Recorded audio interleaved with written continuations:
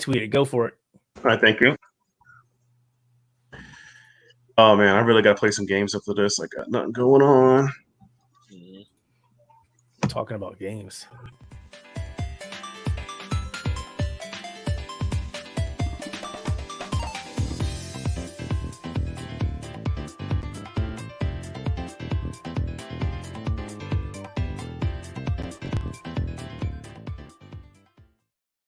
What's up, everybody? Welcome back to another fun-filled, chaotic episode of Spectator Mode Podcast. As always, I'm your host, Keith Mitchell, wearing a Mario hat because I need a haircut, and I'm embarrassed. So, are you as bad as me? Because I'm worse than you. Okay, because I got a fro going on. No, now, yeah. I go no. To the right of me is Rob. To the other gentleman below him, acting like he's got this stylish haircut, is Carl Mace Smart, and under me is Matt Getsilius, who thinks his hair is better than me. Here, watch this. Look at my hair. To be fair, I think my gray hair's showing. Yeah, I want to I think.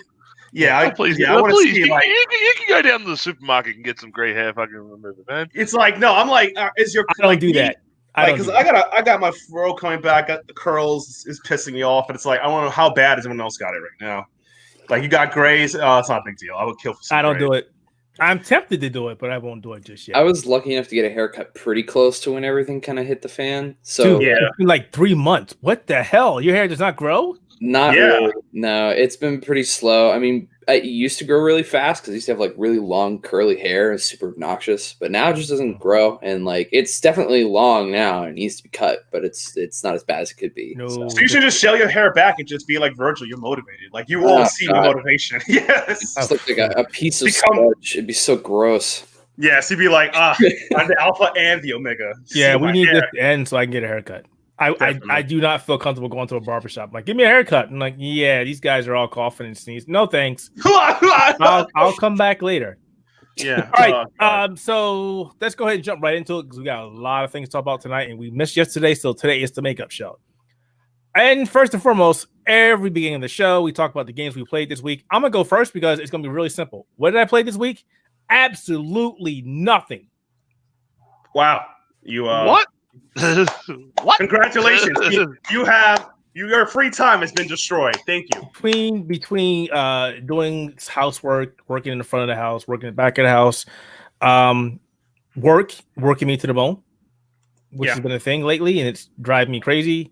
I really haven't had any time to do much of anything. And it's crazy because I actually got a preview code for the upcoming Space Sim Everspace 2, which they had at PAX East 2020. I didn't get a chance to play, but they sent me a code to check it out, and I wanted to dive in and play it, and I simply did not have the time. I literally have not played much of anything this week. I may have fired up the Xbox or the PC to play a game, and then I go, oh, I can't. I got other stuff I need to do. So I haven't played anything. It really sucks. Mm-hmm. So, Rob, what you got? I know you had some issues. Not much either. I've only played one game because I've really only had the luxury to play one game. My PC died recently, so I had to rush to Walmart yesterday and pick up some random gaming laptop. Literally the last gaming laptop that they had. And it's not a bad laptop, don't get me wrong, but I've had no time. I've been trying to set everything up. So the only game I have been playing is Persona because I am still going through it. I'm at 95 hours now. Wow, it seems pretty long. I've never played it before, to be fair, so I've been kind of sucked into it. I've watched nothing about it, no spoilers or anything. So it's been a great experience for me because I kind of made it to be a great experience for me, and it's been kind of the sole pleasure I've been playing for a while. So that's pretty much it for me, and I've been having a great time with it. So hey, nothing wrong with that if you're enjoying it. I mean, I keep thinking about picking it up, but there are too many games on the horizon. It is a time sink. Yeah, I ain't got time. All the new stuff is great. Don't get me wrong, but yeah. What about you, Mac? I've been playing a lot. I have been playing a lot of Hades. I actually been checking out a couple of indie games. So I've been playing a lot of Gordian Quest. I have 100+ hours plugging that game. I keep seeing you on there every time I do fire up Steam. I'm like, oh look, he's playing that game again. Yeah, it's like I said, I love card roguelikes. I've been playing that. I've been practicing playing some other fighting games that has online netcode to see, to talk about things later. I played the demo for Neon Abyss. What is that? That What is Neon a Abyss? Neon Abyss is another roguelike. It's another roguelike shooter game, shoot 'em up. It's they have the demos available now on Steam. I played it. It's rogue shoot 'em up. There isn't much about it that's good. I mean, it's early access. I think the game needs a lot more polish, and its control scheme is not my favorite, such as the left bumper is to jump rather than A is to jump, so that bothers me a lot. There's no dodge mechanics, so you just have to just move around jumps, and obviously the left bumper jumps a little annoying. And that's about it. The demo only lets you play like one character and a couple of guns, so I think it has what's what PC? PC, yeah. And what is that game called again? It's called Neon Abyss. Neon Abyss. Yeah, I played that a bit. I played a demo of it. Looks interesting. I played some Yakateratsu, Attack of Cataclysm. Man, that game did not age well. Holy crap! They're not kidding about the neon. This thing is bright. Yep. I also played a free game on Steam this week called was it Helltaker or Hellraiser? Let's see. Helltaker. Yes, it was Hellraiser. Helltaker. It's a short puzzle. Odd. It is a short puzzle rhythm game about picking up demon waifus with good endings and bad endings. So it's interesting. It's very fun. Demon waifus, and now demon waifus. Interested. Yeah, exactly. It's very interesting for a game. It's free, so you can play it. It's very short. It's so I reckon if you guys are into puzzle rhythm games, pick it up if you like it. I see why you're playing Neon Abyss. I got to the part where when evolving dungeon, pick and play the way you want. You must like that. Thank you. I like the sense of freedom and control in my game. So obviously that, and that's about it. I also mentioned we picked up Hades, and I found a lot of new stuff in Hades. Found some duos. I finally unlocked the 6th realm of the game. I finally managed to max out my relationship with Megara, so that's cool.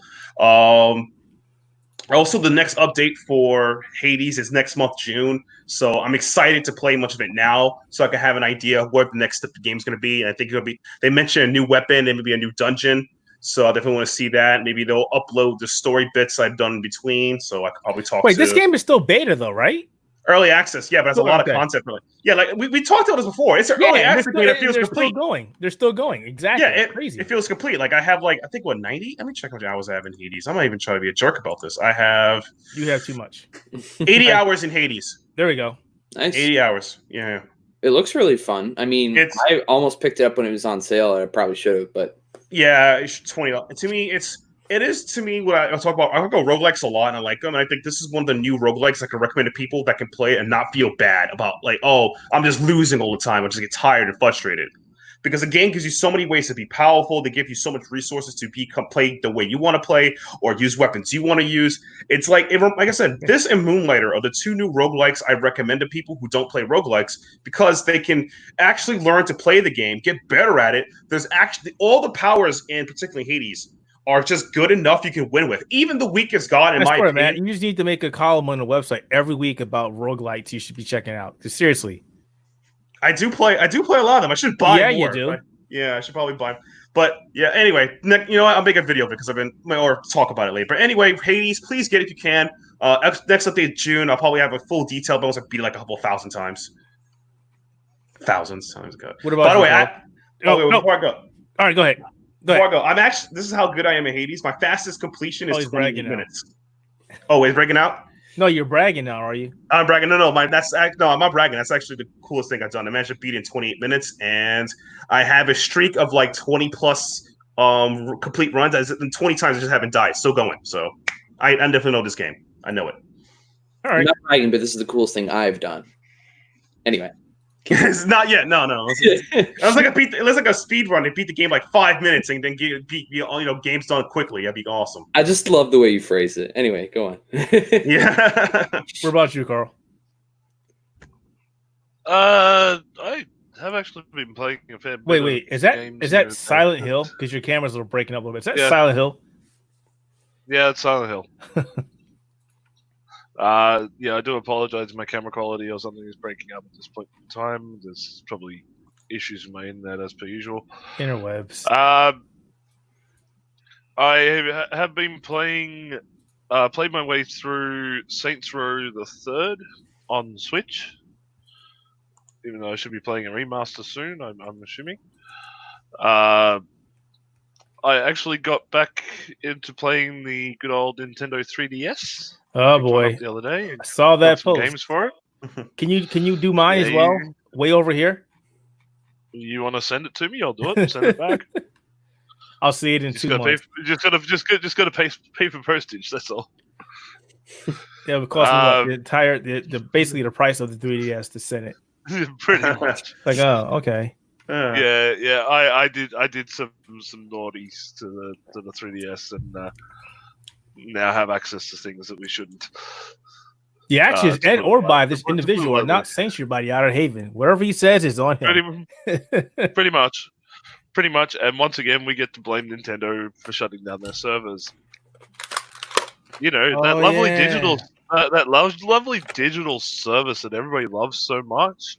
Yeah, this is when it becomes problematic when a company decides to pull the pin on the servers and you don't have access to stuff anymore. Funny story. So I was on the Nintendo Entertainment Podcast, one of our other podcasts, and one of the topics was name one thing you hate about Nintendo.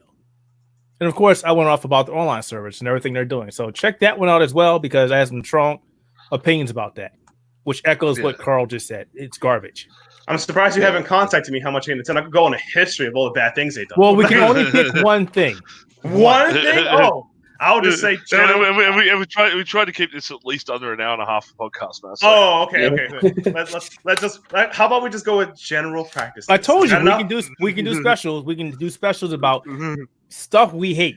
Nintendo. Why do we hate them? Do you have a year?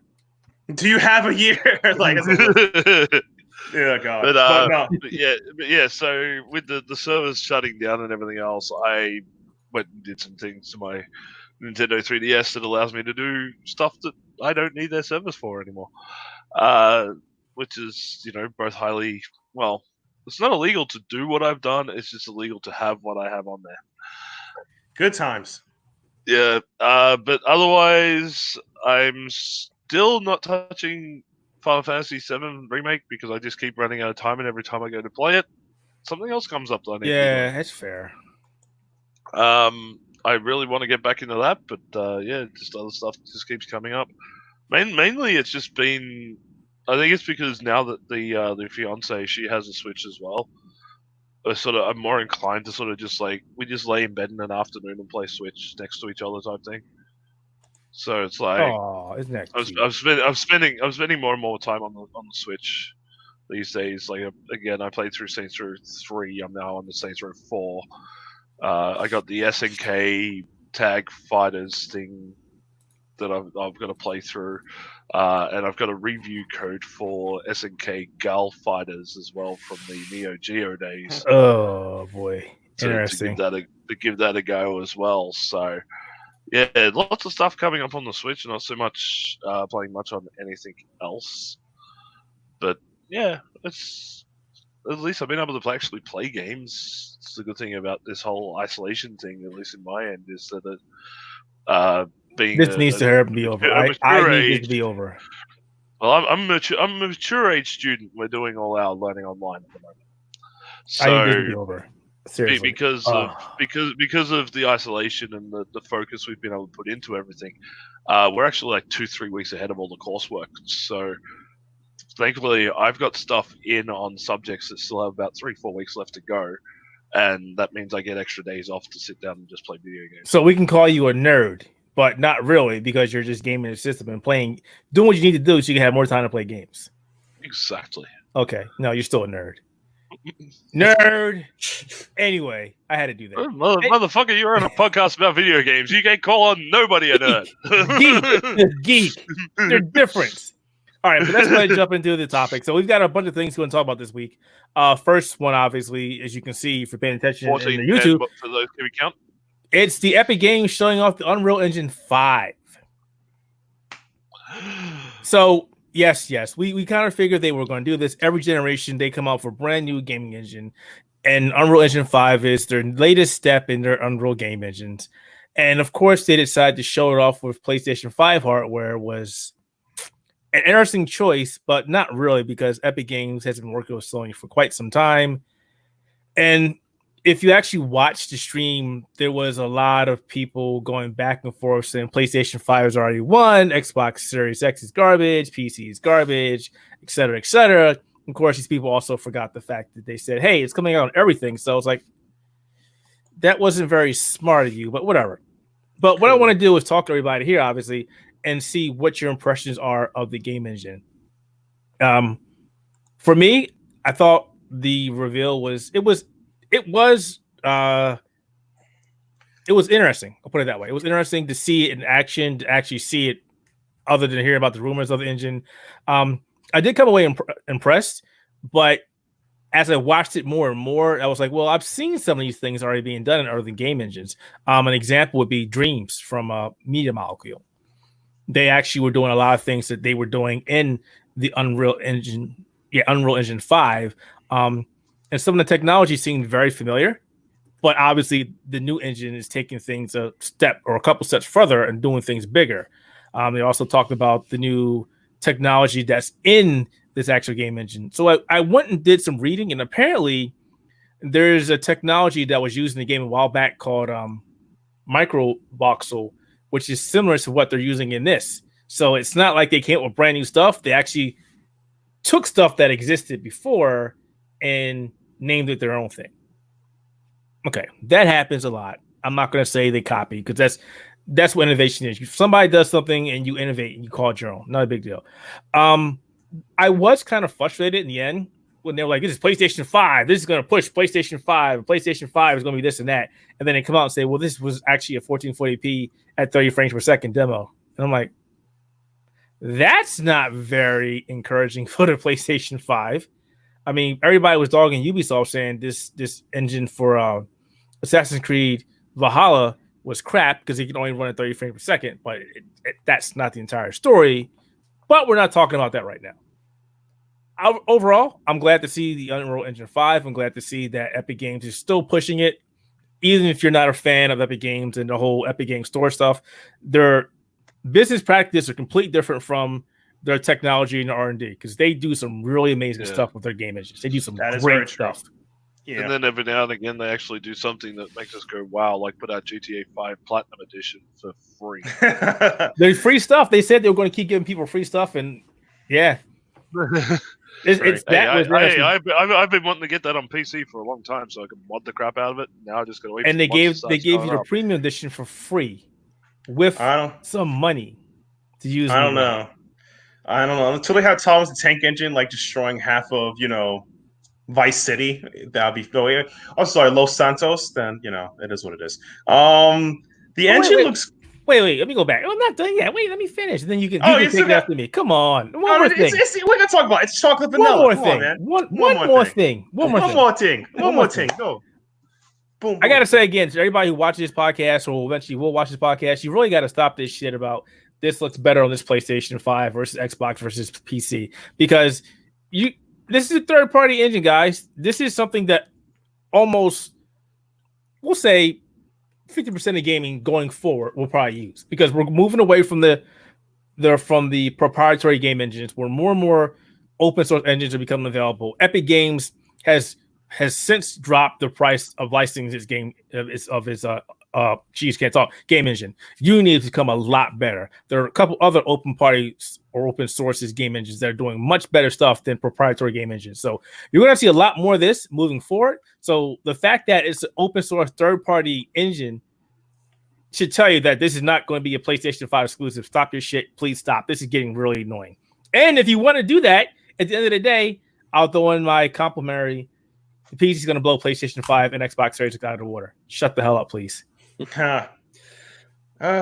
I will say, though, it's not like they made it abundantly clear that it wasn't PS5 exclusive, even though they said everything was PlayStation 5 over and over again. PlayStation 5 exclusive! Yeah, but I mean, anybody who's familiar with the industry knows that everyone uses Unreal Engine, so it's fine. But still, it's just like, there's very clearly some kind of backdoor partnership that's just saying you probably shouldn't say the words Xbox during this entire 40-minute presentation. And it was funny because everybody kept asking that question. Eventually, they were like, yeah, it's coming out for everything. But, wow, Todd, another person on the website, can't talk now, geez, also mentioned that it's also going to be available for the Switch. Now, that's not something they mentioned during the presentation. Exactly. So that's glad to see that it's also going to be available for the Switch, because Unreal Engine 2 was 4 was available for the Switch. I don't think 3 was. 3.5 was. 3 wasn't. 4 was, and now 5 will be as well. Yeah. Okay, I'm done now. Go ahead. Cool. I thought it was kind of impressive, but it looked like something I've seen before. As you demonstrated, it's to me it was like looking at another version of vanilla. It's a great improvement, but not as much as I expected. But again, we're kind of at that point where it's just, I'm excited to see what this engine can do for different types of games, particularly action games and adventure games and storytelling, because I want to see how the facials and the blah, blah, blah works. That'll be great. But yeah, this engine looks great. And yes, it was a conspiracy to say Microsoft because that word's poison. We all know it. Yeah, and I'm glad everyone's going to get it. So I, too, can make my own Unreal horror masterpiece and put it on Steam and charge $10 for it. Call it the Outerhaven Horrible Experience featuring Matthew. $10 on Steam. Oh, great. And everyone can get it. So, no, but all seriousness, this engine looks impressive. I'm very excited to see how this will test for online play. Because if you notice, Keith, even when Unreal 4 was at its peak, people still were using the Unreal 3 or Unreal 3.52 engine for multiplayer games because it just couldn't run well. Well, yeah, there's a couple reasons for that, but yeah. Exactly. One of the things I didn't mention, which you reminded me of, is the fact that they also incorporate into Unreal Engine 5 that it's easier for you to take your projects from Unreal Engine 4 and move them over to 5. When 3 was out, it was hard to move your projects to 4, so you pretty much finished up 3, tried to backport it over, and if you couldn't, oh well. So this is good. This is also interesting because right after they announced Unreal Engine 5, what game got delayed? There was a game that got delayed until next year. Guilty Gear Strive is on 4. It's now delayed right after the announcement, which makes you think they're moving 4 to 5. That's a possibility. As you mentioned, the backtrack can be easily ported, as well as Guilty Gear Strive. I'll probably save it later. I'm glad the game got delayed because, again, the beta of it was not impressive. And the best they can do is minor improvements to game better. But now they have a whole year. They can make, instead of improvements, they can revamp the game. And that's the way I'm looking at it. Was that game slated for PS4, Xbox One, or next gen? Just PlayStation 4. Just PlayStation 4. It probably eventually would come out for PC as well. Most of the Guilty Gears do. But they always come out exclusively for PlayStation. Yeah, they come out for PlayStation in like a couple of months with like a patch or an update. Then that person gets the PS. I think it was also going to arcades as well. Mm-hmm. Okay. Because if they're moving over to UE5, if they might just port it over to next gen and just not even bother. But I mean, it depends on the deal. But I can see that happening. The game's probably too far along for that to even be considered at this point. So that's the interesting thing. That's why I was like, wow, this delay all of a sudden when the game says late 2020. But when you think about it, we're in May right now. We're 2 weeks away from June, so we're halfway middle of the year. Mm-hmm. And that game was probably going to drop anywhere between September and October. So, yeah, it's interesting that now they got another 6-7 months to do development. And it likely, like I said, we'll move over to Unreal Engine 5, which is great. It can only benefit because 5 is backwards compatible with all the current generations now and going forward to the next generation. So, and I think this also helped. Oh, sorry. No, I'm done. Oh, I was going to say, it also helps on a lot of independent developers or mid-tier developers who are making Unreal 4, and they could just if they're making Unreal 4 and they want to make that extra polish switch to 5, they could pay the cost, and it could help the game look better, which can help in sales. Because sometimes, as you mentioned, 3 to 4 was a crap show. That was a lot why a lot of multiplayer games. Yeah, it was nearly impossible for most people. Yeah. And it was one of the reasons why when a lot of multiplayer games were out during that time period. I remember they just couldn't do it, and I was like, why are people making games on Unreal 3 or Unreal 2? It's like, oh, because you couldn't 4. So, yeah, it's good. I'm glad to see it. I'm glad it exists, and it's a PS5 exclusive, of course. Stop it! God damn it! Stop it! That's the next topic. Can I say just one quick thing about the Unreal Engine? You can say the graphical engines in general. Like the whole thing, as you said earlier, Keith. It turns out that the PS5 demo was 140, 1440p, so 2K. So 2K running at 30 frames. I really wish that they'd stop pushing this. Oh, we can play at 2K. It can play at 4K. It can do this. The graphical quality overall hasn't changed that dramatically. No. They keep just inflating these numbers so they can sell new TVs and new monitors and shit like that. Yeah. Where they really need to be focusing nowadays is getting that frame rate stable. Well, You know, Sweeny, there's no point in running something at 2K if it's running at 30 frames. You know, if you're running something at 2K, you should be running it at 60 or over easily. but that's the problem with that. It's if you had said this to me 7-8 years ago, I would agree with you. But this is not like it was back then, and we're kind of splitting hairs now because we've got so many different platforms on the market. You got your Nintendo Switch, you've got your PlayStation 4 and Xbox One. That anything above 1080p, depending on the game and the developer, struggles to run at 60 frames per second. And I agree. And I wrote an article about this a while ago, and I still stand by that. 60 frames per second should be the minimum any game should strive for. Any Correct. game. No more 30, none none of this 20, on none of that. any platform. It doesn't matter whether, well, maybe Switch, because maybe, you know, the processing power might just only be No, I don't there care. for- I'm sorry. That was But like Nintendo's fault for giving us a crappy system. this new generation, the PS5, Xbox Series X, it should not be running at anything less than 60 frames. No, not And, at all. I agree. and if it is, then there's a big problem in the way it's being programmed or the way it's being built. Now, I didn't want to make it to this conversation, but you make some valid points.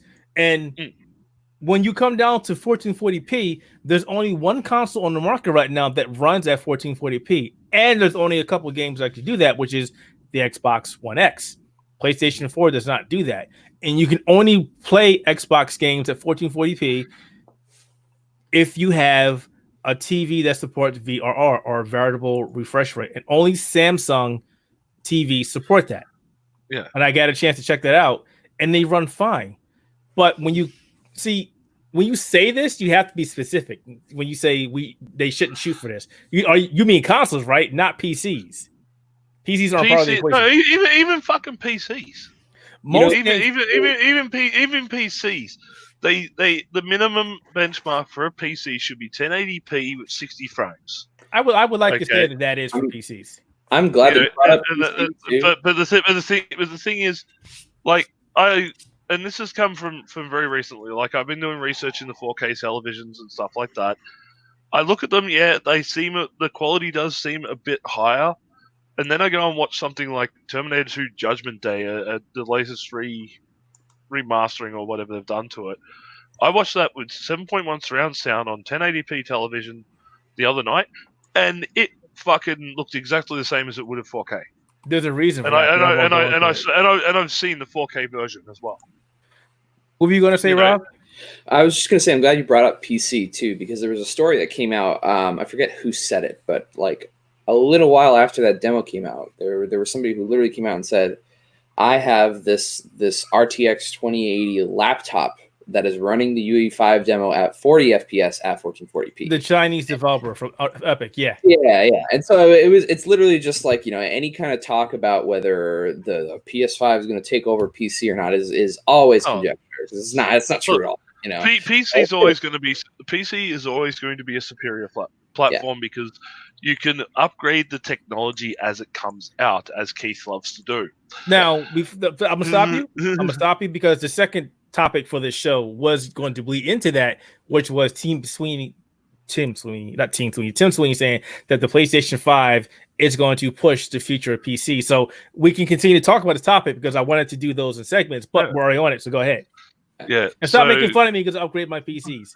I mean, the only point I wanted to make was that just like it just validates the point that it just doesn't matter. You know, the specs being better on a PC or whatever. Like, as long as the game's optimized for both platforms, then you know it wouldn't theoretically, if it wouldn't be a problem because it would just be a better game. You know, the game quality matters more. That's what it always boils down to. But that's also like my whole thing as well. Like, I'm seeing the way that they're pushing, like, the innovation on consoles is, it can play in 2K, it can play at this resolution, and it runs. Okay, I don't care how big of a resolution that you put it on, because all that means is I have to go out and buy a bigger television. Yeah. And frankly, I can't be bothered doing that. Whereas I could sit here with my current monitor, which is a 37-inch monitor, and I can get a 4K output onto it if I want. You know, whereas if I try to do the same thing on a TV, it's going to go, no, you might as well put 1080p on this motherfucker. But again, like PCs and consoles are always going to be two different things. For some reason, consoles seems to be going, hey, you can play it on a bigger TV in a higher quote-unquote quality, which is actually higher than what the naked eye can actually watch. And if you like me and wear glasses, everything over 1080p is fucking bullshit anyway. Whereas PC turns around and goes, okay, what are we going to do? Well, we're already pushing max graphics out of it. We can already get frames well above 60. Hell, if you're not pushing 120 frames on something, a lot of people are bitching. So what are we going to do? I wouldn't go that far. Not 120. 60. You know what I mean, though? Like 60, 80 frames is about normal for a PC player. But it's like, okay, so where can we innovate on PC? Everywhere. Look at what NVIDIA's done with ray tracing. That's an upgrade. I'd rather That is a graphical upgrade. I'm sorry, but in the terms of what you can see and what you can get out of a game, out of visually, ray tracing is an innovation. It is something that has actually started pushing graphics into a new level. Whereas just going, hey, I can put it out at 2K, 4K, whatever. That's not pushing it. Yeah. That's being stagnant, adding numbers because hey, numbers. Yeah. How many triangles did that demo have? As the fucking meme goes. I mean, I'm not gonna. Very similar to at the beginning of last generation. There was this big focus on like, because I think there were a lot of arguments with stuff with, like, from what I remember as a specific example is Black Flag, where it was like kind of one of those like games from Ubisoft that was like finally being optimized for PC. It's not just a port. This is coming to PC as its own thing. Yeah. We're doing this whole team that's going to devote time to this. And there was this big deal about how, you know, they were like including like God rays, higher shadow quality, and like stuff like that. Like those were like big deals because it was like a genuinely new aesthetic feature to a game that hadn't been seen before. Like that's the stuff that's like, okay, then it's genuinely interesting that you're showing this thing to me. Like the parts that I saw in the Unreal Engine 5 demo that I thought were interesting were like the many particles and rocks falling at the beginning that they showed, and the fact that, like, you know, like miniature details on stuff is like just there for you to see that you know in other games before. Like if we take like Final Fantasy VII Remake, for example, there are a lot of spots in that game where you're walking around, and if you stop and look at a specific spot in that game, it looks like mud. Like there's some doors at the beginning of the game that just look like they didn't even bother to put a texture on, and there's a lot of other stuff that's like kind of like got like the blurry pre-rendered backgrounds and stuff like that. Like there's still plenty of stuff in games now, which a lot of like Final Fantasy VII Remake is still considered one of the greatest looking games so far in the last like couple of years, and it is. But like, you know, there's still stuff that's like in some sections. Yeah, I'm sorry, but when you get into some sections, you get far off shots. You can tell it's a 2D background. I'm waiting to see that when it gets released on PC, if that still stays in the game or if they get upscaled. Yeah, exactly. And it just, to me, it's just like, you know, whenever it's something that is aesthetically different that we haven't seen before, it's worth mentioning. And there is some stuff like that in the Unreal Engine 5 demo, but like a lot of the times, like when people are talking about like the frame rate is 10 FPS more on PC than it is with console, then that's it's like, not relevant. as long as it hits a benchmark and stays there, as long as it doesn't dip to like 20 FPS and it looks like you're watching an old film, then we're fine. You know, it shouldn't be as big of a deal when we're talking about like specs and anything like that. You know what I mean? But that's the thing. That's the way gaming has become over the years. And this came especially true when PC gaming really started to take off.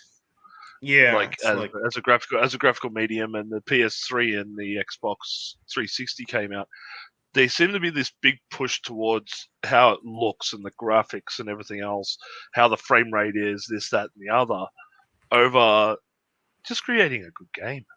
Yeah, it's like, and that's one of the things I actually accuse Square Enix of doing, like back in the 2000s early. Like a lot of games they made that were not the biggest, it's just trash games that just look pretty. And I'm like, I'm not into graphics so much. As you hear me talk, I talk about gameplay, I talk about design, I talk about frames, I talk about how smooth it plays. That's more important to me than graphics in some aspect. A game has to look good, don't look like crap. At the same time, it's like, oh, it gives 10 frames better. I can see the actual air that the main character can fart. I'm like, why? Why have to see that? I don't care. Well, okay. No, that's when it comes to graphics. That's what it sounds like. I can see the rock pedals in the shadow. Is it Well, competent? sometimes subtle elements like that can make or break a game. You like Horizon Zero Dawn. When you saw the subtle elements, it's like, wow, this gives the game a bit more realism. And I agree with you though. There are games that do require that. Cinematic games are great games. We're going to see a lot of that in the upcoming Cyberpunk 2077. We're going to see a lot of those in Ghost of Tsushima, and they can make or break a game as far as immersing you in a game. But I agree with you. Graphics are not the end all be all in a game. Gameplay should always be first and foremost, but not everybody remembers that. Not all the developers put that in perspective. The great ones, the good ones are doing it. Indie developers are doing it. But along the way, most of the time, some of the times along the way, these developers forget about that and they just go numbers, more numbers. No, a lot of you here accuse me of being a graphics whore, and I am. I like to see big numbers. I like to see pretty graphics, but I don't go and say, hey, this game is great because it has no gameplay. You know I love my gameplay, and I will call out a game if it has shitty gameplay. Yeah, I mean, you can have the best graphics in the world, but if it plays like crap, hey, this game is shit. Yeah, basically.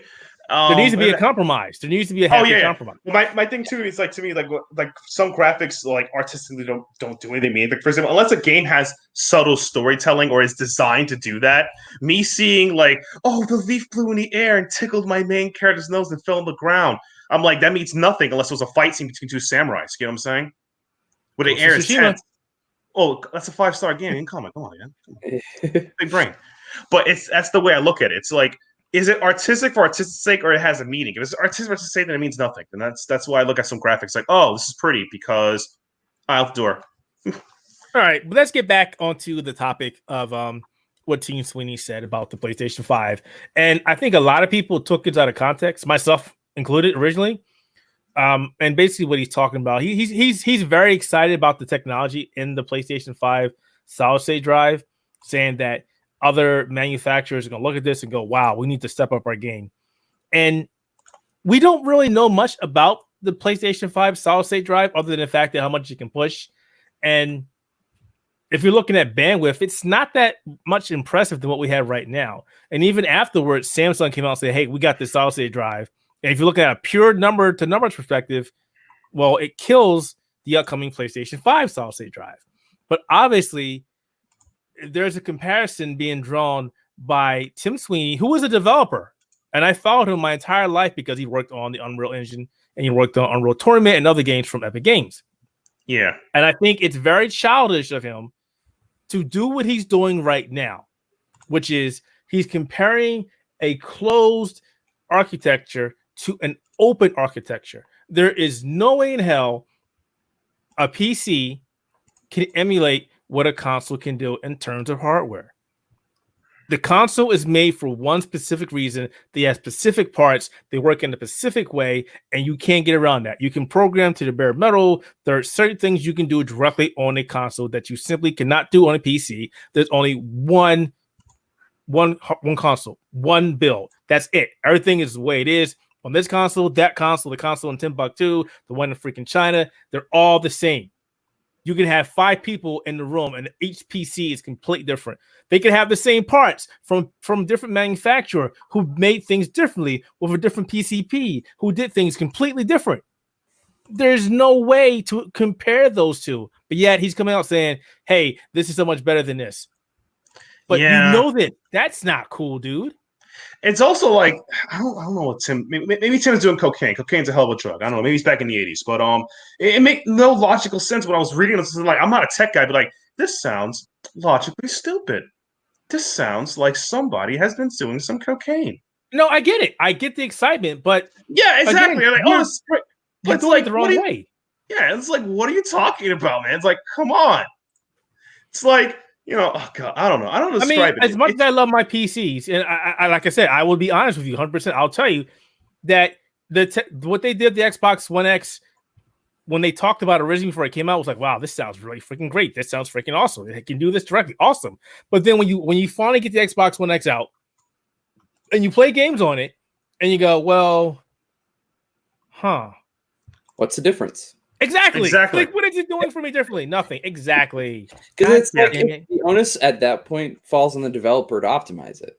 And if they're making it for several platforms, then maybe they don't have time to do that. And so it just turns into, okay, we're going to get the slightest buff in graphics or whatever. Like, even games that are like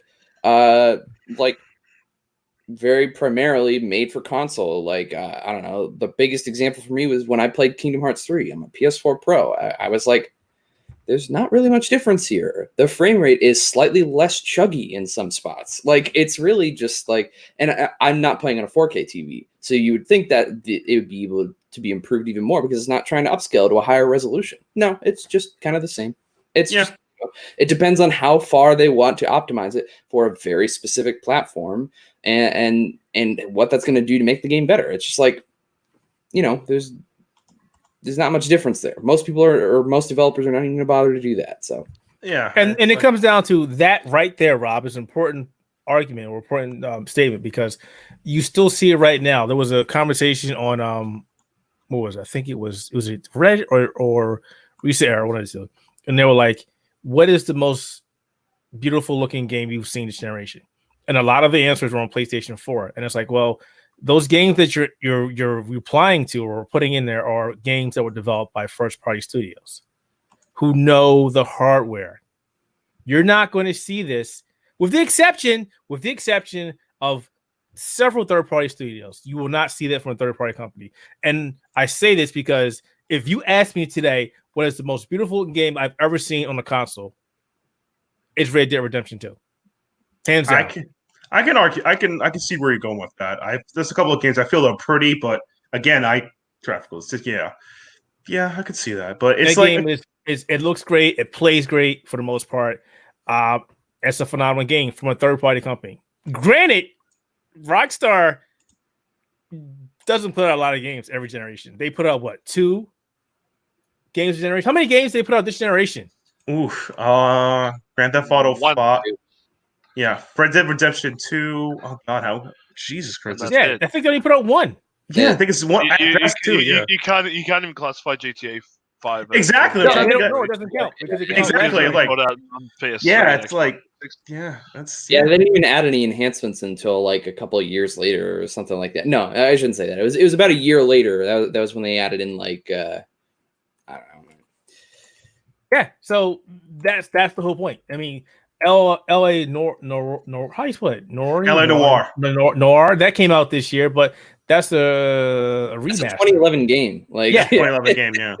So they only came out 1 game, and that's what I'm talking about. They sit there, they painstakingly sit there and work on a game until it's the best it can be. That's an example of a third-party studio that knows the hardware. And there are some, but not many. So when you go back to say, hey, this console is going to push the future of PC gaming, I kind of don't buy all that completely. There is some merit in that. There is, and I say it's only because when it comes to software, it's just true that ray tracing is on the PC. Not a lot of games take advantage of that, and not a lot of games take advantage of that in an optimized way.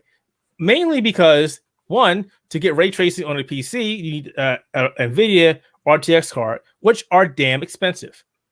Or you can buy the cheaper end, and then you have problems with performance. Not to mention, ray tracing right now halves your performance. So for most games on the PC, running ray tracing looks pretty, but do I really want to sacrifice my performance?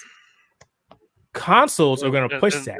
And the only time where ray tracing doesn't really kill the performance of the PC is Minecraft.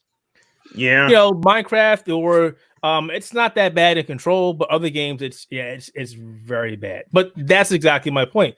Consoles, they're either going to be, hey, ray trace enable and it runs at a decent frame rate, or maybe we're not going to run this, and maybe developers are going to go, well, maybe ray tracing is not viable. Or then again, they could get it to the point where, hey, we're able to get this game at 60 frames per second.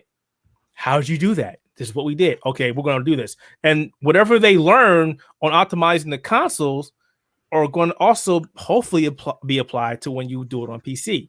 Now, I'm going to shut up after this TED Tech talk. There's a difference here. They're using ray tracing on PC from NVIDIA. And NVIDIA is not doing the consoles. It's all AMD. So they're using AMD's I say this wrong. Is it RDNA2? Which it's only because if you're using NVIDIA graphics cards and consoles, they'd be requiring a driver update every 3 minutes, like they do on PC.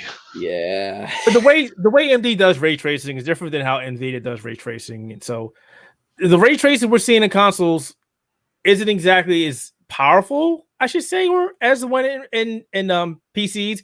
But at the same time, there are no cards right now from AMD that do ray tracing for the PC. See what I'm getting there? Isn't it also that ray tracing is both a software and hardware configuration? So some graphics cards like RTX can do it well, but like, because I remember there was conversation about a Switch game that had ray tracing in it or something like that, and people were wondering like, oh, how does it do that? And apparently the argument was that there's a software version and a hardware enhanced version of ray tracing that you can create. So there's a good example of that as well on the PC. When the RTX cards came out, the talk was only these cards can do ray tracing. So then everybody kept bitching at NVIDIA. So NVIDIA went back and they were ray tracing on the GTX 1080 cards. But they were like, this is software. Hey, what's up, Roby? We see you, buddy. Roby's in the chat. And they came out and enabled it, and they were like, all right, this is how it works on this card. This is how it works on this card. And games with ray tracing with the 1080 were like running at 10 frames per second. So this was NVIDIA's, hey, we told you, this is why it's not going to work in those cards. Obviously, NVIDIA is the one who did the driver and everything. So we don't know if that was actually legit or if they were just pulling our legs. But it worked. Mm-hmm. So we'll have to wait and see if this actually helps push the future of PC gaming. And it will. It actually will. But I'm not going to go and say this will blow PC gaming away because there's always a gap. There's always a gap. Sure, the PlayStation 5 and Xbox Series X come out, and maybe the gap will narrow. The gap will definitely narrow, or maybe it gets closed completely. But then, as you alluded to beginning during this segment, we can always upgrade GPU. We can always upgrade motherboards. We always upgrade chipsets. Always upgrade. It's like cards. It's newer memory. It happens. PCs are modular.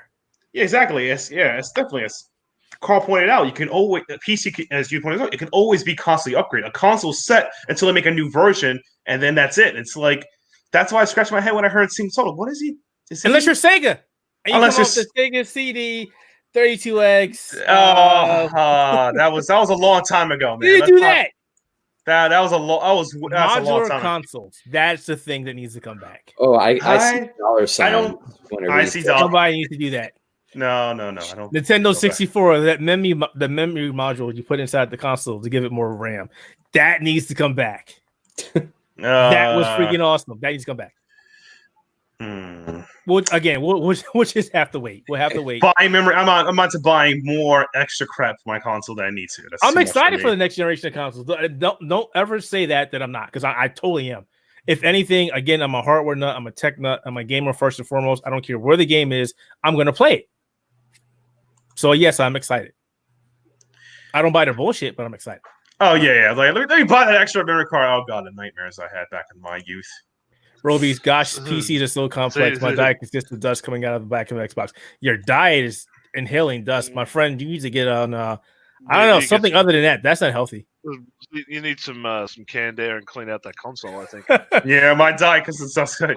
Yeah, you've been living. I'm serious. Like, as much as they say, don't open up your consoles and do stuff to them because it voids your warranty or whatever. Well, they don't last 12 months anyway. A lot of things, like even I'm ready to do it with my stuff. I get a can of compressed air probably once every 3 to 6 months.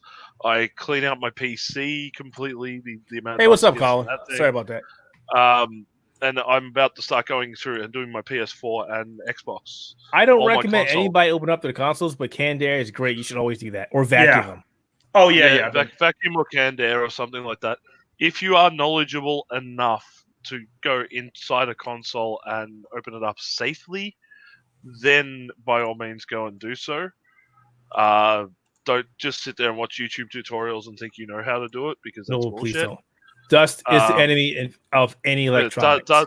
Dust is an enemy, and from what I've seen, I follow a few like PC console repairers on TikTok. Yeah, I have TikTok. TikTok Memes. around the clock, you don't stop. But the guys that do the console repairs on there, they open up these things and they get caked with dust in the Yeah, you did. intake fans, the CPU coolers, and the amount of shit that they get out of these consoles. If you can find any way to clean your console safely, do so, because you have no idea how quickly this happens. I will say this, and I really wish more companies would come out and put a disclaimer out saying, hey, you need to maintain your consoles by cleaning them out, by putting some air out there, just some canned air every so often, especially if your consoles in PCs or in gaming entertainment systems or TV stands where the air distribution is like smack on the sides and to the back. It's like, when you have fans that are in the back of your console and they're shooting heat to the back of the console, and then you turn your console off and there's nowhere for that air and stuff to go. That stuff just goes right under, brings it right back in. Never place your console inside of a cabinet, enclosed cabinet or anything like that, where the heat can get trapped and where the dust will settle a lot quicker. It is. Have it up on a shelf, a wide open shelf. Like my ones in those little, I've got those little 3-tier cheapy shelves you get from like IKEA or whatever. I've busted the back out of them and used them to put my consoles in, so they have plenty of air coming through at all times. I clean them out every 3 to 6 months. You know what? People take care of your consoles, and they will last you a long time. You know, this is a challenge we should issue to the game, to Microsoft, to PlayStation, whoever else makes a console. Why not make a hatch or something that you can just clean your console out of? I would actually deeply appreciate it. It would be awesome. And also, thank you, Connor Adams and YouTube was saying this is a God tier podcast to listen to while gaming. Thank you. We're glad you're enjoying it. Thank you. My paranoia consoles when I was living with my brother, we actually bought an extra chair, a little chair to hold our a little chair, like a wooden chair to hold our PS4 at the time I was living with him. And we put that PS4 be under a plastic tray, and then we're done with the PS4, we'll unplug it and throw a towel over it, clean that towel. Because we were afraid of getting dust and crap from whatever the floor was or how dry the air in our house was at the time. Okay. So it was like that's how paranoid we were about getting it. And but that's good though. That's good. Like that's actually taking care of the console. And this is what we do every other week. That's how we throw it out, wash it, get a new towel. We will clean around the edges of the X, make sure it's like fine and done. Because we know we've been playing games like 6+ hours. So good time. Now you just need to find those intake vents. There's a can of compressed air, and you'll blow exactly. out, and you'll be fine. We would take the worst thing I've seen on these cleaning videos is people who get cockroaches in their house. Stop! Don't know. And they get in the console. Oh God! Cry. I remember it was like either the PS3 or the PS4 was like notorious for that. Where the PS4 is notorious due to the heat distribution being not all that great. Oh God, this is now the stuff for nightmares. Thank you. We weren't talking about this. You love it. The nightmare of not taking care of your consoles. Yeah. So can we move on from the nightmare of consoles to the nightmare of reissued games? Boy. Anyway, we're gonna move on to our next topic. How about that? So we're moving from talking about roaches and consoles to samurais in our video games. The upcoming Ghost of Tsushima for PlayStation 4, which I'm saying is the swan song for the PlayStation 4. Not The Last of Us Part 2. I think this game is a swan song. They finally showed us some gameplay footage, and one, yes, they did do better than Microsoft Xbox. Yes. 2, holy shit. Yeah, I am a fan of these games. This is everything that I wanted Sekiro to be, and then some. The mechanics in the game are amazing. Riding a damn horse. We got another game of horses in there. The action. So you can play as a samurai with an honor system, or you can play as a ghost, which is basically a ninja, and say, you know what? I don't care. I'm going to wreck everybody's face. You got different fighting stances, something that looks like they took from Neo. The armor also influences how you play. They actually have different attributes. So It's not just cosmetic. It will help you or hinder you, which is great. The world is vast. It looks amazing. They didn't say anything about the frame rate, but No. I really don't care. It looks No, exactly. good. Yeah. It looks I mean, all the footage good. we saw was off of PS4, so Yeah. I cannot wait. Am I the only one here who's excited for this game? I'm deep, dude. Dude, this is my top. This is. Come on, samurais. I love Onimusha. I'm a huge samurai nerd. Learned from a couple hours about how much samurai manga and everything. This is gonna be my jam because I finally feel like I have an amazing choice between stealth gameplay, which was Sekiro was mostly about, and Sekiro as a game was very defensive compared to other Souls-like games. Well, it depends how you play it. Depends how you play it. It is how you play it. And plus, it's also made by my boy Sucker Punch. They have never disappointed me. Never? Never. Okay. Infamous is average at best. Roby says he's not looking forward to this game. It did not excite me. It looks kind of Ubisoft. Okay, I get that. That's fair though, because Wow. it is very much like if you kind of beat Ubisoft to the punch and made a feudal Japan Assassin's Creed. Like They pretty much did. It looks good. But if you looked at it from the top, like especially the world system, the map system, yeah, it looks like something you would have saw in an Odyssey. But to be fair, though, it looks very like genuine. Like it's their own aesthetic. Like, and not only that, it's very much like if you were to make the comparison, traditional Assassin's Creed compared to like the RPG systems of Odyssey and all the new stuff, it's very much like if you were to make the comparison, it's more traditional and it's going to just focus strictly on like stealth and combat and not necessarily like having to manage better loot and things like that, your level or whatever. So or jumping off the top of a building to find an area, it's annoying after a while. It feels like it's taking a lot from Neo, but at the same time not being as overly complex as Neo was. Because Neo is a very deep system, but holy crap, that game is complex. If you don't understand everything, you just stop playing.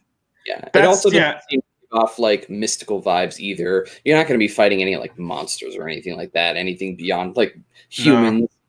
No. As far as we can tell, we haven't seen everything, so I don't know. What do you want to say, Matt? I was gonna say, like Neo. I mean, how I feel about that game. That game was not fun to me. I beat both. The second one was definitely not as good as the first, and the first is not good to me. So I will tell you this: I was a big fan of the first one. I ordered the second one, and I saw a lot of gameplay footage. I was like, "Nah, I can't play this." If you play the second one, tries really hard to be more actiony, but it does it wrong, and that's the feel about it. They made a lot of bad decisions, and it's still overly complex. It's still complicated. I call it fake complexity as someone who plays a lot of fighting games or whatever. What is actually fake complexity? It's like, oh hey, look at this cool complex thing. No, all you're doing is just moving this here to here. You just instead of making peanut butter and jelly sandwich, you just put jam and bananas. Think you're a sandwich. That's disgusting, and you're a horrible human being for trying that. Roby, in that interview, I think I saw that one.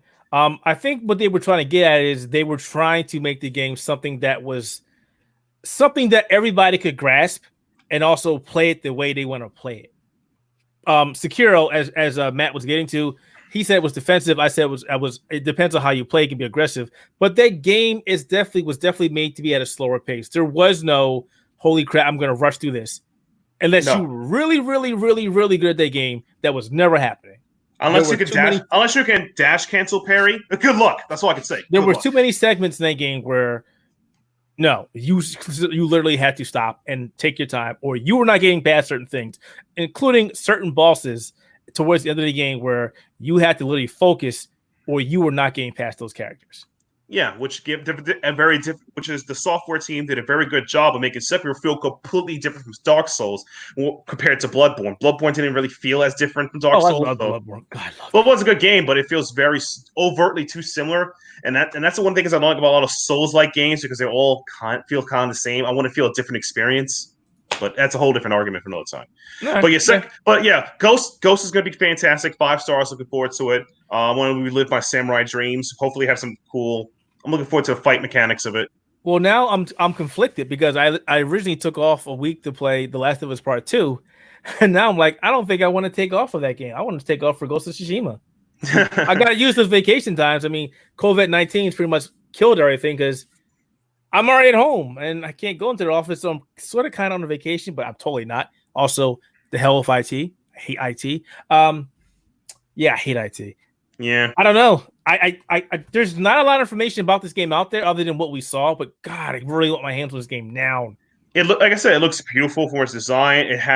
It looks like from the gameplay videos we're watching I watched like twice. Like the interface seems to be less junctured like an Assassin's game, because the problem with Assassin's game, their interface is just so you know. I'm totally playing as a ghost. Screw this honor system. Nope. Screw that. Oh, come on. You don't want to die like you will die for the honor. I'm done. I played Neo. I don't need more honor. I'm killing everything in sight. Don't care. All right. Don't care. Well, like I said, I'm looking forward to see how it's done. I'm definitely more interested, in my opinion, in the combat mechanics, being able to break things like that down. And I'm really, really interested to see how this game makes you feel the character. Again, because like to me, an important aspect of the game, of any good video game, is the story and the gameplay. Story and gameplay, and makes the player feel like he's not playing a game. They showed us some of the story trailer not too long ago. It looks like a classic revenge story. Yeah, it looks like a classic revenge story, at least from the story we saw. But this is definitely like my game I'm going to probably throw my life away for. I mean, I got 100 hours in Gordian Quest and 80 in Hades. Why not put an extra 100 in this game? And you know what? I really hope this game has some kind of replay value. I will say this about Sekiro: as much as I love that game, and as much as I played through every Dark Souls game and Bloodborne game at least twice, I can only play Sekiro once. Yeah, it was very linear. Yeah, I could not do it. I tried it. I was like, nope, I'm done. Yeah, because I always loved the combat, and I always wanted to go back to it. But every time I would consider it, I would always think back to okay, well, I've already beat the game though, and so it would always just be like, all right, well, I don't really know what I want to do per se. I can go fight stuff again, but I know how the fight works, so it's just going to be. Yeah, it was missing so much. The online system was a big component of Dark Souls and Bloodborne. That's not there. And again, the encounters, once you know the encounters, that's it. I mean, you could say this thing about Dark Souls as well, but there's always a little bit more in Dark Souls you can go after. Again, you could run through the game for buddy. You can go online PvP against people. There's also the amount of weapons. Here. There's also a bunch of weapons and builds you can use in Dark Souls. Different builds. There's just one thing you can do in this game. So I hope that this game, Ghost of Tsushima gives us the experience that we all want in Sekiro. And I think it will. Yeah. All right. So we were going to talk about Tony Hawk, but I think we'll go ahead and talk about the other one first. Oh, Tony Hawk is going to be great. We do want to talk about it, but I want to talk about Evo. I want to hear your comments about Evo. So, fantastic. As many people are aware, Evo is a fighting game championship that takes place every year, and unfortunately, this year it's not going to happen. There's no more online or no more on-site because of COVID-19, so they switched it up to an online-only event, which frustrated a lot of people, but made a lot of people happy. I think Matt's on the fence here, and he's the fighting game guy here. I don't do that as much as he does. I'm on the fence about it because the games they chosen for it. But let's get to that real quick. So yeah, most of the games that were originally picked are still there. The only difference is Super Smash Bros. Online or Super Smash Bros. Ultimate, which has crappy online netcode, was kicked out because of the online, because of the netcode. And this is something that fans have been telling Nintendo for an entire year. Please fix this netcode. This netcode is bad. Please fix it. And Nintendo's done nothing. So the people that run Evo only made their logical choice. They kicked it off. And surprisingly, there's not a lot of people upset about that I'm aware of. No, they're not. There's nothing they can do about it. I mean, it's true. They were like, this game, we agree. This game has bad netcode. So what happened is, the 8 main games are still there. The Marvel 2 tournament, we think is still there. They said it's in there, but they didn't make a name change. We don't know if it's still Marvel 2 or not. And they added 4 new games as side tournaments, open tournaments. Tournaments, yeah. So Killer Instinct is back. Mm-hmm. Yes. Killer Instinct is back. Mortal Kombat 11 Aftermath is going to be there. Another game that didn't make the cut. The My Little Pony, that's not My Heart is back. Or is in for the first time ever. Is in, yeah. So that game went through a lot of adversity to get made. So I'm glad to see that game made it. And Matt, the last game. Tell us the last game.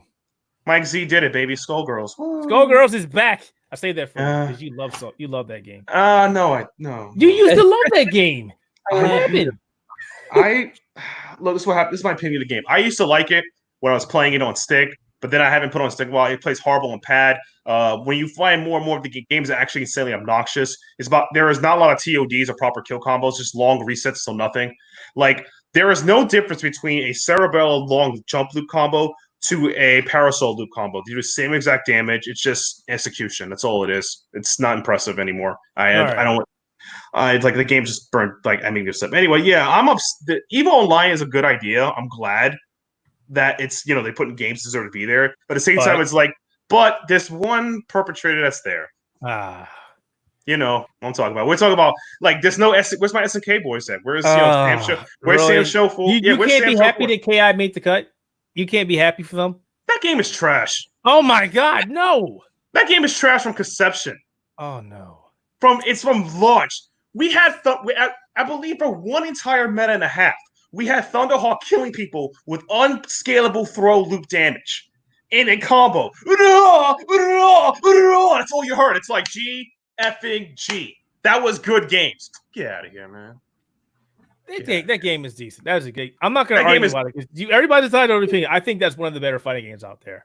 Better. Yeah, it's better to play 1 hour, and once you play it competitively, it's yeah. Why don't you go play, Power Rangers Battle of Grid and come back? Oh, look at that game. That game didn't make it for obvious reasons. So we'll talk about that game. Exactly. So, in my opinion, I'm surprised a couple of SNK games didn't get it, at least in the side tournaments. I'm a little bit confused that Capcom was able to make it a Capcom Pro Tour because that game has spotty netcode at best, and I'm really afraid of that. Like, wow. We can't go one podcast about Matt trashing Street Fighter V. Every new season, new trash. That's what I call the game. But I agree with you, and I sympathize with you. But I'm sure they threw a lot of money. Oh yeah, of course. Yeah, so like this game. Come on, know they did. So there's no way that game is not going to be there. I'm just super afraid of people with certain connections. I know some people are running online tournaments doing lag tests, litmus tests to test who play, but I'm super scared if someone's playing Udian online and Udian's a very intensive combo character and it drops. It's like drop your age reflector combo. I guess I might as well die. It's interesting though. I was expecting them to add another game in place to there, but same here. Yeah, I guess. I mean, I said before, Tekken 7 and Soul Calibur 6. I think Tekken is good netcode for Tekken needs to be there. I don't think Soul Calibur should be there, but no, I'm surprised that Tekken. Again, this is always Mr. Wizard always smacking at least one non-Capcom game in the face a year. I guess it's Namco's turn to get smacked in the face. Tekken should have made it in my opinion because that game has been that game revived itself. It's people still playing, even though people are upset. People are so upset about the game. Like Fakuram is ridiculous. Leroy's been toned down, but he's Leroy. You can't fight that, brother. I mean, there's tons. I mean, there ain't some patches. The game is even with the game's gripes, he was still playing it, still giving positive feedback. Yeah, Tekken is solid. Tekken is solid. Dragon Ball Fighters has redeemed itself, I believe, as well. Yeah, exactly. I actually want to play it again. Yeah, the new assist system they put in it, it's like I love how they added so much complexity to it. So there's less people trying to X copy, which one thing I hate about some games that people just X copy, but whatever. But I don't like I said, this EVO, I'm surprised, and SNK games didn't make it there. And I mean SNK, like Garuda Online has great netcode. Sam Show 4 has great netcode. Last Blade 2 has good netcode because they installed rollback on it. I'm like, but it is what it is. Like I said, I'm hoping for anyone playing Entities Tournament, you have good internet. That you don't play a character that's we're gonna have always start using the online tier list. It's gonna be an interesting tournament for sure. So we're gonna see 50 Kens, 50 Kens, wake up DPs, Ken's a god online. Oh my gosh, it's interesting. It's so unbelievable to me that you can have what was voted on as one of the greatest fighting games of the year or whatever, and like it's just that bad not being there. Insane to me. I mean, I've harped on it a bunch of times, and I'll say it again. It's just so bad, and I just don't understand how they could have made it this bad. Nintendo, I mean, they like a lot of the times just kind of put like online stuff into their games, or whatever, and it doesn't really matter. Like stuff with like Splatoon. Obviously, nobody's gonna worry about the netcode of Splatoon when you're playing a multiplayer game. Like that game's gonna play out pretty much the same, regardless of if you have like a couple seconds of input delay or whatever. Not seconds, but you know what I mean. I also want to say something. I also don't think it's just the netcode. I gotta be honest. I also think because the way the game plays and because these tournaments are set within a certain amount of time, Smash matches can last a very long time. True. That's very true. I don't think they wanted that either. But the same thing. But the same thing. Yeah, the same like, thing to say about Guilty Gear matches. Like a it Guilty can- Gear match can last 3 minutes of people not pressing a button. Well, here's the thing: a Smash, like a full Smash set, Could be if like 20 all minutes. 3 games could have been to time. That's 21 minutes. At the Yeah, very that's crazy. Yeah. And it's not even it's not even a final, like winner final, lose final. So, but yeah, Exactly. So that could have took forever. And it's like it to That's because yeah. Smash is just a game of fucking footsies all over again. That's not a bad thing. But getting back to the netcode, You sit there and play footsies, I and have it's a not a real question. fighting game anyway. I have a question. Maybe somebody can answer. I never thought about Swerve. levels. Did Nintendo did Nintendo work with anybody in regards to this game online? No. No, Nintendo- so it's pretty much themselves. They all No, did it themselves. Nintendo did make this game. It's a cash grab. People forget it's like the community turned into a fighting game. It was never meant to be a fighting game. That is the best way to describe Smash. It's not an insult, but it's fact. Nintendo made it to be a cash grab. The people love the game so much they turn it into a fighting game and That's their fair. credit cards. That's fair. And we I mean, can also argue it's not a fighting game, grab but is- we're not going to do that today. It's very much cheapening it, but like at the same time, it is a party game, so it's not like supposed to be, well, it's a fighting party game. That's Like I said, it is what it is. It's a game that has like a tech whatever. The thing is, like the community transformed its purpose, and Nintendo has never intended that purpose, so that's why they don't care about netcode. Like whatever, leave it. All Well, right, so it's it's clear that clear. they've at least tried, but at the same time, they just don't care. Yeah. They really just put it out. And, like, they'll continue to put out the characters because, in and of itself, Smash Ultimate is a really cool game because of all of these characters from different franchises that are coming in, and it's like it's something that's very rarely done before. But It's Do all you about think Nintendo will fix it? You think they'll after this? You think they'll go back and go, you know what? Maybe we should go back and fix this. I mean, I don't think so. No, God no. Probably Nintendo not. actually fixing something? No, never. yeah. Not this year. Well, And it's why, like, why bother doing that when they can wait till the next iteration and fuck it up again? and the thing is too is like they can consider it maybe with all the backlash and stuff, but like they're not really losing much to not have it in the Evo lineup. Exactly. They're like Nintendo is well financially secure with Smash and its Spider Pass DLC and all that. It's like this is not to us. Fighting her it's need to be there so they can finally get some notice. And I'm probably thinking about checking the game out because currently it only has 6 fighters, and that's pretty low for a fighting game roster. 6. Yeah. They need to call out comparators. It's early Street Fighter 5 days. But it's a side. thing. It's just, Wait, it's we just have even 8 though it's sir. not in the main tournament, it's just nice to see it there. That's it. Just for everything that game went through to be made. Even if it never shows up evil again, they can say we were evil once. Yeah, sure. And that's enough. That's enough to get a game credibility, to be honest. Like to turn around and have something, especially something like so weird and different as them's fighting herds. It gives the game a bit more credibility than it would have had. Well, The only way it would have actually sold more or been received better is if fucking Hasbro didn't turn around and hit the company with a cease and desist. Yeah. you got to keep on winning. That's the way I look at it. You got to keep on winning. All right. But But yeah, are it we wasn't a bad thing. actually we get Mortal Kombat 11 with the release of Aftermath and all that this year? Aftermath will be there, so I'm assuming Yeah. when Aftermath comes out, globally, I guess they'll be able to play it. I thought Mortal Kombat wasn't on the roster. No, Yeah. they made it. Besides, It made it. Though the Mortal Kombat community, the Mortal Kombat community is having some issues recently because Sonic Fox is like, y'all all free, and I'm fine with that. And Oh yeah, he has some choice words. We're not going to talk about that, but he has some choice and the sad part is like he's good at games he can against political, but it's like it's sad because the Mortal Kombat community, most people I've seen to talk to, they don't care about, they don't like the game. So it's like you're good at a game that no one really kind of likes. That's a horrible feeling to have. It's like it's horrible. It's like, well, I'm not to crap on Destiny 2. Rob is the best Destiny 3 player, but everyone freaking hates Destiny, What, sorry, I'm sorry. What game is that? I didn't hear that. Destiny 2, yeah, What? exactly. What I game? haven't even installed that game again, and I don't think I will. Oh my God, Rob! Yes, we did it. We did it, good boys.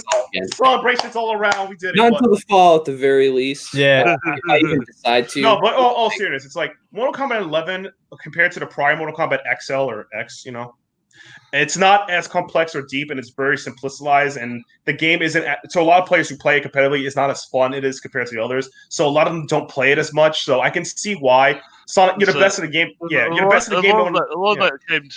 A lot of that came down to the way that they changed everything around after the success of Injustice. I think, like I said, they basically just took the Injustice engine and everything else and put Mortal Kombat into it. yeah. All right, let's go ahead and move off of this. Well, like I said, I hope XL, fixes everything. Everyone loves it. I hope so because I love it. I'll say one last thing. I will still be watching some Evo as we usually do. Oh yeah, I had two questions about that, but I do want to move off. I know Keith and I usually like to sit down and watch. Well, that's my question. That was one of my questions, but I want to move off. How are they going to stream this year? Twitch. Easy. Through Twitch as always. I mean, they can call Spooky will probably be down there. Spooky would help. We'll get Spooky. You're saying though, they don't have the ability to stream it from one centralized location. They now have to depend on other people who stream the game. And if you're streaming the game while playing the game, actually, I can answer that. So a certain game, like I'm going to say, this is not crap. Oh, Street Fighter 5. Look at me, haha. Street Fighter 5. Most games have a lobby system or proper lobby system. So the guys lobbying it. Most games, right? Most games, yeah. But most of the games they selected do have this lobby system. So it'll be a lobby system. The host guy would stream it. Most likely will be each person run the pools who have this 4 Evo streams and Team Spooky. So Team Spooky probably run all the tournaments on the East Coast, and everyone has a good connection. Again, they have to do a lot of litmus tests and internet speed tests for everybody, and then stream it from there. You watch it and then we get grand finals. They're probably whoever location the 2 spots and force it out. That's the way they're going to do it. It's going to be interesting. And the last one before we leave, surprised They're Alive didn't make it either. What didn't make it there? Dead or Alive 6. Oh, that game is I'm joking. Come on. That piecemeal piece of crap. I'm totally joking. Hey, my actual thing is I'm wondering if they're still going to have announcements. How are they going to handle announcements? Because usually Evo for fighting games is when you get We're probably not going to get it. Here's our next season pass, or Harada going, hey, I'm going to troll you with something again. We're not going to. This is not going to be Evo that we remember. This is not going to be like that at all. It's going to be a completely different experience for everybody. And it's going to be completely toned down. It'll probably be. We have an announcement. Check out this trailer. You know who also feel bad for is not to be mean or pessimistic. The person who wins Evo their respective games, people will always say you probably won because of lag. I hate that's going to happen to some of these guys. I feel bad for these players. That'd actually be funny yet interesting. All right, let's go ahead and move on to the next topic. Probably the last topic of the night. We don't know. So Tony Hawk Pro Skater 1 and 2 is getting a remaster. Oh man, I know many of us have fond memories playing this game back on the PlayStation. Shout out a lot of us. Oh my god, this was easily one of the games that stayed at my PlayStation nonstop. And most of the songs are also coming back as well, with the exception of some. But most of them are in there, which is good. What do you guys think about this remaster? I'm super excited. My childhood dreams will look back. Is the price going to be cheap? That's all I care about. Just keep it cheap. I think they said it was $39.99 for both. That's fair. That's fair. Because considering if you're going to go and try and track down the originals on like PlayStation or something like that, they're around about that price anyway. So you might as well pay that for the remaster. Yeah, with newer graphics, newer graphics, and they're actually aging the skaters to their proper age. Right. Oh, there's Grandpa Tony Hawk. Yeah. Yeah, like we got Grandpa Tony Hawk in this, and it's like. Yeah, I saw that and I'm like, really? Are they gonna have like their injuries too? Do they need the extra knee supports? And I do have a problem. Do they get up? If they get up after a stack, they go. If they get up after a stack, it's like, oh, my back. You know what? I want to see them have a health bar. They take like a wicked bump. It's over. Like game over. You want to see if some of the guys who are old enough who have like not much like crap leg injuries. I want to see them actually skateboard in wheelchairs, like nailing 360 ollies. So like jumping off. It's interesting that we're getting this. Yeah, but we've had so many other games try to recreate the success of the Tony Hawk Pro Skater 1, 2, and 3. Not 4. 4 was a shit show. We had Skate. We had what was the other game? I don't remember the name, but there were so many games to try to recreate that. I think it's a different game. I think they're both very different. But they go back and remaster the games that made skateboarding. Some of the games that made skateboarding popular. I was gonna say the game, but Skater died. That, like they go and do those type of games to try and like emulate Tony Hawk, but they keep forgetting Tony Hawk 1 and 2 in particular, like, I know when you get to, like, I think it's the Underground series or something like that, they started going away a bit more realistic. Yeah. But the original Tony Hawk's, what's made it fun was, like, being able to do a standing kick flip into an ollie and then a 360 fucking hula hoop. Yeah, it was like Superman or Jesus pose, you know? Yeah. Yeah, you know, and if you're going up on a half pipe or something, you're going 400 feet in the air, and you know you're able to do all sorts of wacky. It was the cartoonish nature of the game that made it so interesting because you're able to pull off all this stuff that you know for a fact you would never be able to pull off in real life. I know. Could anybody grind 12 foot up a wall and then kickflip onto a friggin' rail and surf that around? This is why I love Underground, because it's when it went from crazy to insane. You could literally grind power lines in that game. Like you could visit like the Bermuda Triangle in Underground 2. Like they got like batshit crazy by the time like American Wasteland came out, and it was awesome. Don't get me wrong, I thought it was great. I think that's where they should go. Just treat it as an arcade sports game. Because it's like realism, no. Yeah. Like I don't want to see this. So I the question here is: do you think this is to gauge perhaps a brand new Tony Hawk game, or just to say, you know what, the classics still do good? Now, as a fan, it could be an close to an anniversary too. Well, you know, Grandpa Tony, people know who he is. I think if you follow him on Twitter, he's like, he always tweet to people like, are you Tony Hawk? Yes, I am Tony Hawk, and just walks away. He's like, I need to know I used to be the best skater in the world. Looking at an article, Tony Hawk is now 52. Oh yeah, Grandpa Tony. He's up Rodney there. Mullen is 53. Chad Muska is 43. Andrew Reynolds 42. Steve Caballero is 55. Is there anybody in their 30s? No. No. Not from what I can see, at least a little bit of So are we going to rename this game? Ever in their life again? In all fairness, we're going to rename this game Tony Hawk Geezer, Tony Hawk Boomer Skater 4. Geriatric Pro Skater 2. Boomer Skater 2. Tony Hawk's Boomer Skaters. Yes, yeah. But I have to. I know this is probably not going to happen, but I wish that they would. Tony Hawk's 2 had a secret character in it, just due to the fact that they own the license at the same time. You talking about Venom? No, I want Spider-Man back. Swinging a Tony Tony Hawk's 2, because Activision owned the Spider-Man license at the time, put Spider-Man in Tony Hawk's 2, and it was hilarious. You know, that would be nice if they could work with who has it right now? Disney, they'd have to talk to. No, Disney has it out. Disney gave it out to Marvel. Was it Eidos? Someone who made it. No, who the hell did the Spider-Man game? My brain's going off. Sony. Was it Sony? Let me look it up. No, let me look it up. Sony and the infamous developer. Why is that's Sucker Punch. That's Sucker Punch. What? Let me look it up. Insomniac Games. Insomniac has the license, which they are now. PlayStation. PlayStation is the license. So, if anything, it could be like a PlayStation exclusive. Oh, don't say that. Oh, that's Insomniac. All right. Don't say that. Well, maybe they could change it around. Instead of this time it being Spider-Man, they can get Venom.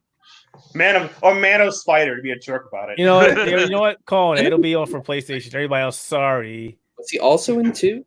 Venom was in one of the Pro Skater games. I don't know. Yeah, I think he was. I personally. They had the black suit Spider-Man as an alternate costume. Okay. Can we get Ben Franklin? And Jesus, yes, bring back. Yeah. My favorite of like the random cameos in Tony Hawk games was in the first Underground. There's literally an entire map, several skaters, and like 3 songs from the band Kiss. Yeah. There's an entire stage dedicated to a Kiss concert where they're just playing rock and roll like the whole time.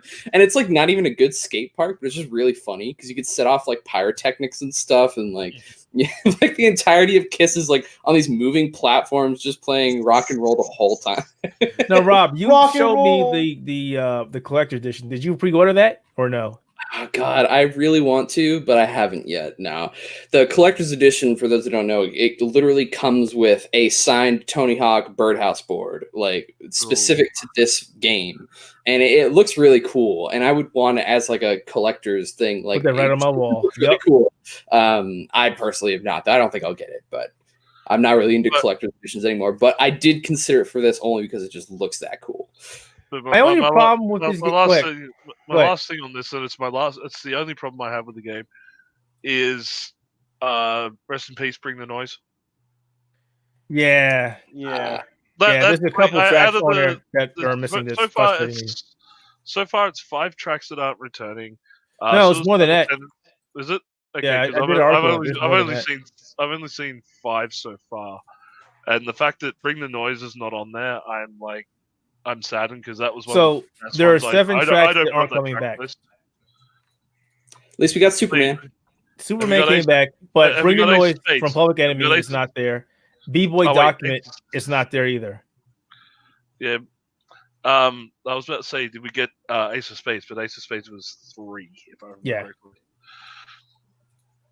I wish that you could just drop in your own playlist for this. No, Lord. We had this conversation about something in the past. This is one of those games that, back in the day, I think it was the Xbox version. You could actually drop your own soundtrack into it, or the PC that sounds version. Familiar, actually. Yeah. And it's I wish that that type of option was in it for this. Just so we've come too far now. Licenses and all that fun stuff. People will never let us go anymore. Fucking legal. The beauty of modern consoles now, if you have Spotify on your PlayStation, you can just load up Spotify and play that in your background. Just don't put it on YouTube because they'll blank out your entire video. Don't put it on Twitch. They'll mute your entire video. I don't know. Unless you play music I know about. You play that vaporwave, that future funk, that synth wave. They don't know what you're doing. So yeah, that's what I would do. Get real crazy with it. You can put on some crazy. So I guess everybody here is excited for this remixes. Game. Oh yeah, I'm gonna live my childhood. Surprised. I'm sorry. I thought a couple of us would be surprised, but there's more than that. So I do apologize. Don't you want to live your childhood when you used to be cool, flow on a skateboard, and look how, or you just I busted my ass on a skateboard many times. See, no, that's right. No, but here's the thing. But you can make Tony Hawk bust his Tony Hawk, you suck. I lived in the woods, so the only opportunity for me to actually skateboard was to literally buy this X Games ramp, this little plastic ramp, and put it in my garage because I had a dirt driveway and everything. I would still try it; it'd still be really fun, and I'd mess myself up. But it was just kind of sad because I wouldn't ever traditionally skateboard. I think I went to a skate park once. So true story. I used to live in Queens. There was a bunch of kids who into skateboard and rollerblading, built a skate park, right? And I'll get to that guy later. So basically, I didn't learn skateboard. I did whatever I could, to bail on a kickflip, a jump, or an ollie, whatever. It didn't matter. So sometimes I would beef it, and luckily I had knee pads. It hurt like hell. So I would go home. Me and my brother would go home, and we would sometimes just have contests of just put training modes or just beef it, make the guys wipe out doing tricks, and we laugh. That's a kid, Tony Hawk. I could nail that freaking 360 ollie with you can't. So it's I have to live my childhood. I'm gonna hurt Tony Hawk again. That's my dream. So you gotta keep it up, keep the hope alive. But I'm looking forward to it. Only because it's honestly a good game. I think people would definitely appreciate arcade style games since there has been a lot of them in general through the years. And I don't really get into Tony Hawk. Yeah. So BBM Productions. I really didn't get into the Tony Hawk games. Well, now you can. They were games where you could just listen to some really good music, have fun, and just do stupid stuff. Yeah, especially if you're arcade love, they were love fest basically. Yeah, if you're anything better to do, you can just hop into a pro skater at any time. You don't have to worry about I have these quests to do or whatever. It's just such a free form. Yeah, exactly. I missed that fun game that you could just pop in and play, and just you'll have a good time every time, even if you're just doing the same thing over and over again. Yeah, even if you wipe out constantly, you still enjoy it. Exactly. Wow, try it again. The amount of times I played that the first warehouse level in Tony Hawk's 1.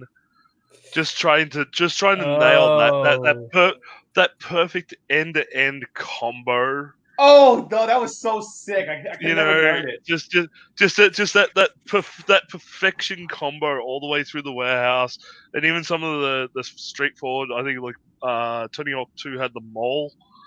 where if you did it right, you hit this fucking end-to-end combo that was just absolutely beautiful to do. And I'd spend hours trying to land every single part of it, and I could never do it. It drove me crazy. But I loved every minute of it. It's gonna be Like, instead of throwing the controller in frustration, I just wanted to pick it up and try again. Yeah, That's the hallmark of a good game. or throw it and then pick it up and try again. No, be like, my God. Oh no! I had cheap third-party controllers. You had those. With my Yeah, PlayStation to start with. So yeah, if you threw them, they broke. They were done. Yep. Yeah. I remember playing. This is like, of course, I do my less than legal things. I got myself a copy of Street Fighter 03. Oh no! Oh, Street Fighter Alpha. Well, those are great. Yeah. World Tour mode, the final Bison fight where he has the unlimited super. Yeah. I got so frustrated, I slammed my controller down. I broke the thing, shattered it into like 500 different pieces. So yeah, that's how bad those third-party controllers were. Oh man! But yeah, so I can't wait for this game. We all need to play this game when it comes out. This is gonna be brilliant. I'm really excited for it. Can we get like 4-man online multiplayer for this, please? Oh god! Oh yes, I would love to shred intentionally just beef into each. I get you, BBM Productions. Yeah, rock. I can talk. Guitar Hero. Yeah. Oh, There's another game I spent many nights playing on the controller. Oh, that's those games. They killed that. They made too much Guitar Hero. They killed that genre. It was really fun. They milked it to the ground. Mainly because they had a contract to keep pumping out the actual guitars. Yeah. So yeah, they drove that series into the ground. Oh my god! Great game. They topped that with Metallica. That was where I sort of hit the peak on that game. Oh yeah, I love that game. Guitar Hero Metallica, where you can play the classics and the end. So good. Guitar Hero 3 was so good. There's so many good songs out of it. I remember playing FCP Remix all the time because that song was just so much fun to play. And they had the Halo 2 remix in it too. Oh, yeah. I love that game. I love Rock Band too. So we just need to have a podcast of all the games we played in the past and why we love them so much. Oh my god! We will never. It will be straight 3 hours. Yeah. Fine. Have you got 4 days? I'm fine. Let's do that. All right. Fun. I think we should probably, because before we get down to the nostalgia train, now we got one from Guitar Hero Westlake and go into the good old beat 'em ups. Like, oh man, I remember Streets of Rage 2. That was my jam. That was a great game, by the way. Yeah. You actually played Streets of Rage 2. You used to play Streets of Rage 4. Streets of Rage 4 is great. All of them are good. Final Fight was fantastic. Anyway, all right, we still have topics to consider, people. Hour and a half in, and we still haven't finished everything. Well, come on. No, we're done. Unless you guys want to do the topic that I'm trying to shy away from. We're going to talk about the crazy person on the internet. I can't do this. Too many of them out there. Yeah. All right, we're going to skip the crazy person on the internet. I have one. Yeah, I have one. You'll love this one. This is about me. Help me. Just help you. Okay. So as you know, I've streamed a lot on Mixer. And kind of looking at moving towards Twitch, which is kind of relation to what we were talking about before. And there was this recent conversation came out that they were showing the growth of YouTube and Facebook and Twitch and Mixer. I don't know if any of you guys have seen this, but basically they showed that between these 4 streaming services, Mixer is not showing any growth. Can't imagine why. Now, I wrote out a pretty large document explaining why I thought Mixer was not doing well. And a lot of it obviously falls onto Mixer and things they're not doing, which they could be doing, but they're not. And a lot of it also is, hey, they're still seen as a Xbox-only streaming service, which I don't like, but I can't change that perception. My question to you... when you go on Mixer, it's nothing but fucking Fortnite. I'm sorry, say that. You broke up. I didn't hear that last part. When you go on Mixer and you have a look at what they promote, it's nothing but things like Fortnite. Well, it happens a lot on Twitch as well, but that's a big part of Mixer. The problem with Mixer is, I think I've said this many times before, is that they don't have smaller communities built with them like Twitch and YouTube. Twitch and YouTube has so many sub and small communities that they don't really have to rely on the big guy to put them over. all the people that Mixer signed are just bigwigs who only play like 3 games. There's no one else under them. It's like no one else has an interest into it. So it's like let me dig up my what I wrote down there. Hang on. I'm trying. Yeah, because it's like a perfect example is like we just had a discussion about Evo. Like Evo has this, has the main games, which you could love or hate them, and have a bunch of the side game tournament for a bunch of other games to give them a chance, so these people know about them. That's important. If Evo was only about the main games, Evo would be dead. Well, would have been dead faster. Okay, so it's long-winded, but let me know if you agree with these points, and I'll stop after every point. Gotcha. As someone who's streamed on both Twitch and Mixer, I do enjoy Mixer. Yes, the views are way lower, but it's something that many people complain to Microsoft about. Yet it either seems they don't care, they won't listen, or they just like losing out. There are so many variables here. Some are just damn easy to implement. Sadly, this is the conversation I seem to have just about every month. These are the things I feel Mixer is doing completely wrong. The first one, there is no app for any smart TV, for Roku, for Fire TV, for Google Chromecast. If you want to watch Mixer, you have to do so on Windows 10, or you use Android or an Xbox. That is correct. Yeah, I hate that. That hurts them so much. I don't know how many times I'll come in my office or go in my front room and just hit the Twitch button to watch something on Twitch while I'm cleaning up or doing something on the computer. And I can just sit there and listen to them and watch them on Twitch.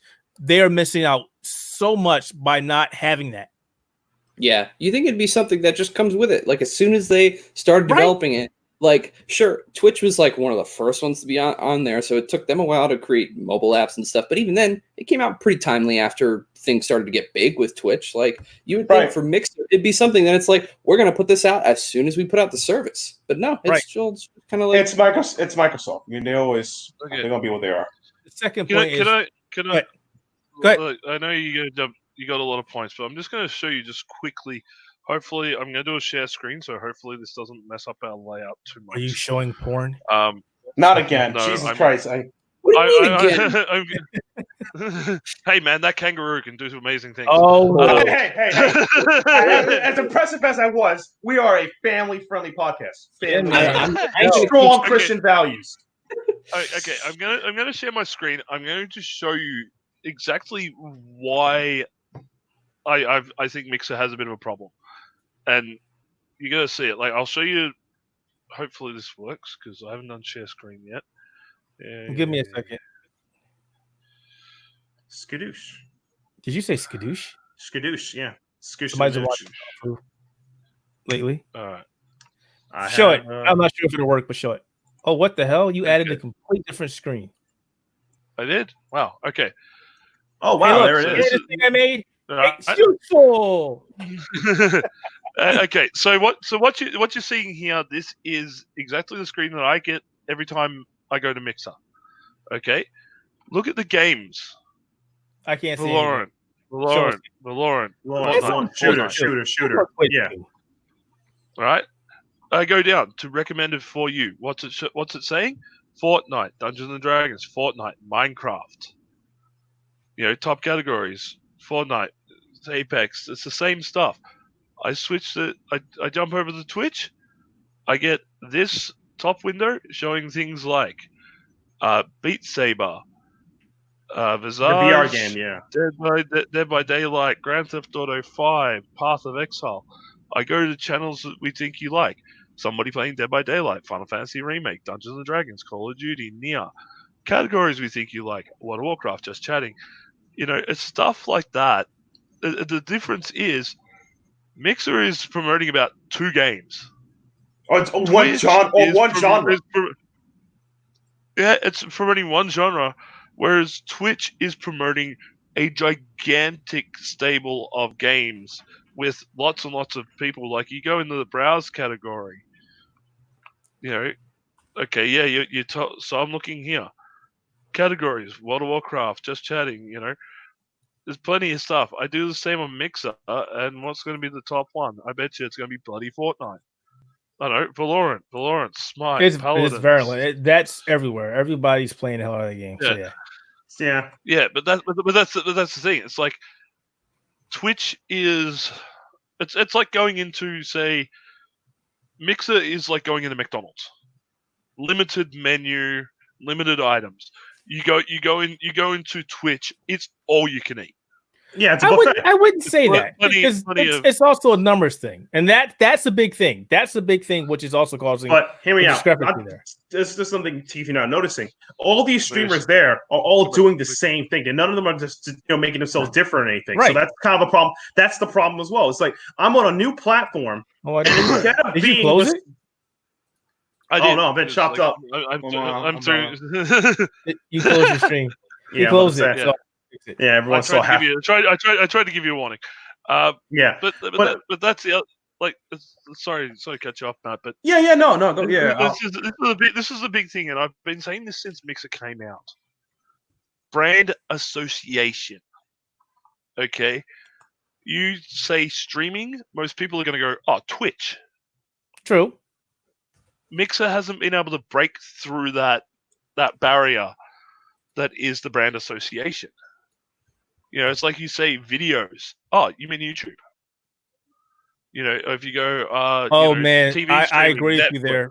I agree with you there. Paragon was a great game, and yeah, Oh yeah, Fortnite. there's like some absolutely great games out there, but the thing is, it's like way things are presented and brand recognition are the two biggest factors into why Twitch dominates the market. but let me keep going. I got a couple things there, but that's one of them. All right. The second one, and this is a big one, and I talked to him about this when I went to E3.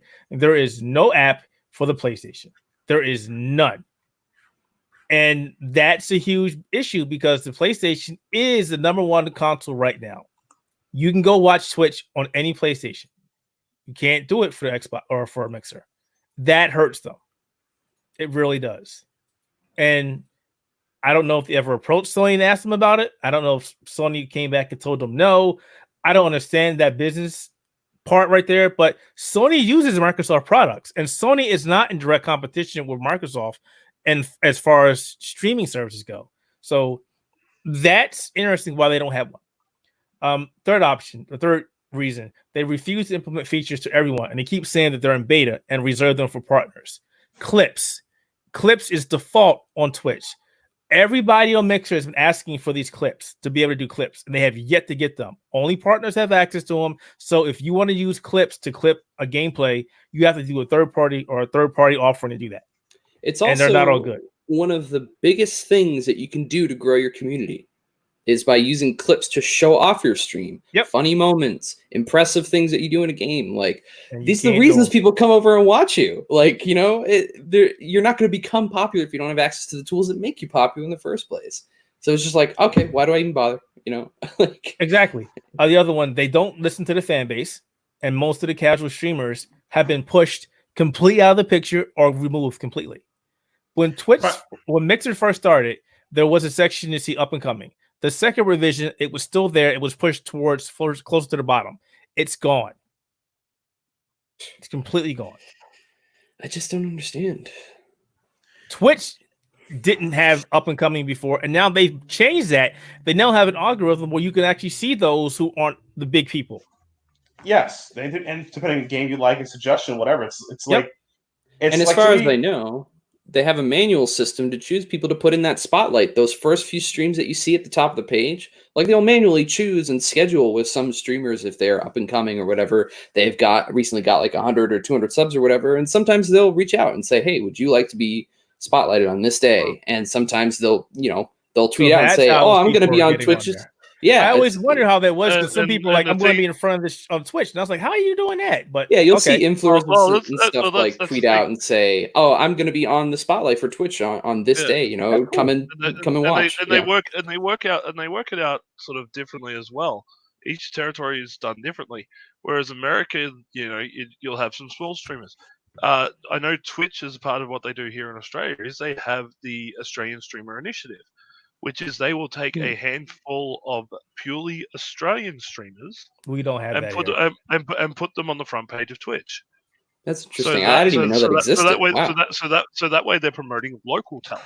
That's awesome, actually. That's really awesome. That's We don't five-star have that thinking. here. You know, and that's the thing. I think it's the big difference between the two platforms is the way that everything is, the way the focus is. All right, Like but let me get the through fo- these. the Let me fo- get the through fo- these the real focus- quick. Yeah. Okay. No, but that's awesome. I never knew that. That's freaking cool. I'm not going to talk about Hype Zone because Hype Zone only inflated numbers. It didn't help anybody, artificial numbers. They need to shake the Xbox only perception. I've said that at the beginning. That needs to change, and I don't see them changing it. There is no added incentive to stream or Mixer. Twitch has the affiliate program, and say what you want. It makes people want to stream on Twitch, become an affiliate, and start making some money. There is nothing like that on Mixer. People have asked for that. They've not done it, and they really need to implement something like that to give people the sense of clear too. And it's extremely clear how to get that path too. Yep.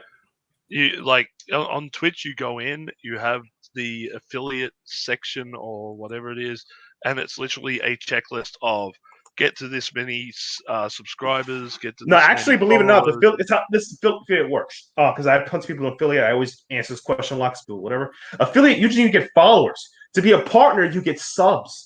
Yeah, that's it. Yeah. So the gradual makes sense. As long as someone follows you, that's fine. You get enough followers, and then you get enough subs, and then you can move up to Twitch Live. That's the main thing. But at the same time, there's also other sub goals like, stream on 7 different days for 3 hours a day or something like that. And they keep you on track. Mixer was starting something like that, and then nobody heard anything about it. It just they have the Mixer school, but that's it. And then the next part of it just disappeared. That's the difference is that Twitch has this clear path of steps to follow to get to your goal, whereas Mixer just seems to be like, just do stuff and we might. Well, you'll get paid eventually. Yeah. And I'll keep going. I only got really one more, and this was what you were talking about, Matt. It's funny how I said this a couple days ago. Big names are fine. But if there are no middle or lower end names for people to associate, what's the point? Not everyone likes watching or chatting with the big streamers. The sense of community isn't always there, and chat just screams by when you're talking about big streamers. Not everyone wants all the big streamers to play the same game all the time either. That is a problem on Mixer. There are people on Mixer, and there are Twitch too, but that's their whole community. And if they stop playing that game, they lose people. Exactly. It's like for example, perfect example is let's say, let me think of a top streamer was popular. Whatever. So Johnny Donuts. I'll call him Johnny Donuts. He's famous. Famous Donuts. New game came out. What's the game that's coming out? It's new. It's gonna be popping in the streets. Last of Us Part 2. Last of Us Part 2. That game comes out. Johnny Donut, the Famous Donuts is gonna beat that game. He'll get the views. He's done, right? But there's always someone like Matthew, who is hardcore, who's going to find every aspect of creating a game and beat the crap out of it. And there's some people who like watching people who do that. So if there's only, Famous Donuts playing this game on Mixer, they're never going to have the full, for people who want to see a full experience, then they're going to get that. That's the problem. Once again, tell exactly what I'm saying. Like, I've still got my Twitch page up. Like, I don't follow a lot of what you call big game streamers. Probably the biggest one. Probably the biggest ones that I follow are probably Ponyhoof and Maximilian Dude. They're probably the two top high end streamers. I don't watch him on Twitch. I watch his stuff on YouTube. Believe it or not, Maximilian's not a high Twitch guy. He's like a mid tier, but that's the highest.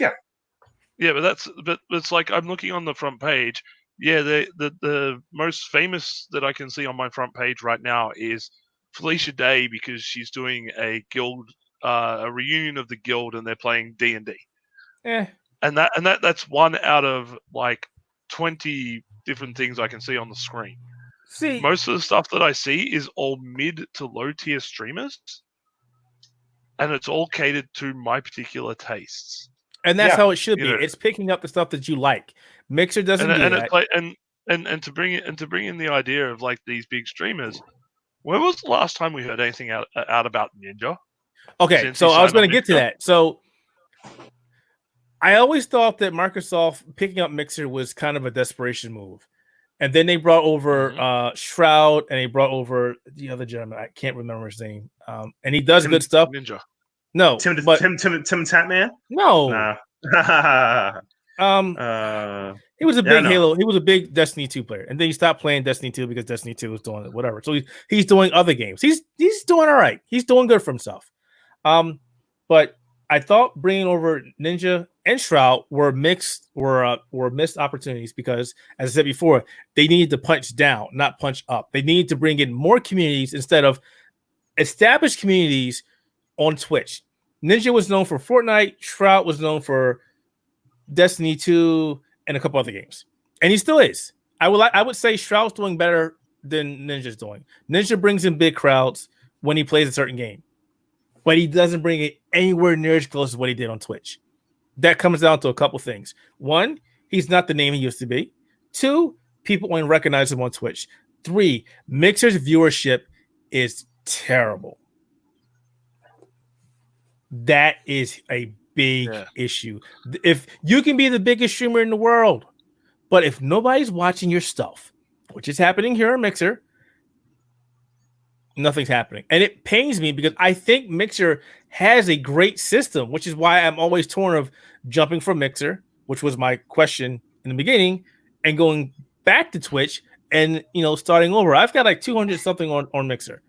Now I ain't been thinking about going back to Twitch. I don't like some of the decisions that are happening over at Twitch, but there's no denying that if you want to make a name for yourself, it's either Twitch or, surprisingly, Facebook Gaming. They're doing big, but I will not go to Facebook. It's just not happening. You're not a Mark Zuckerberg guy. He seems like a great. Not happening. Not happening. So he seems like a nice guy. In theory. Yeah, sure does. Boy. Him and Jeff Bezos are probably buddies.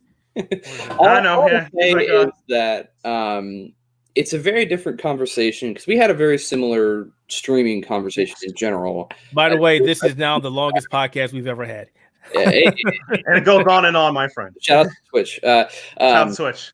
I think the main thing for me is that we're in a very different conversation now than when we were last year. Because last year, when they started buying up all these streamers and stuff, like picking up Shroud, picking up Ninja, it seemed as if they were trying to make moves to improve their service.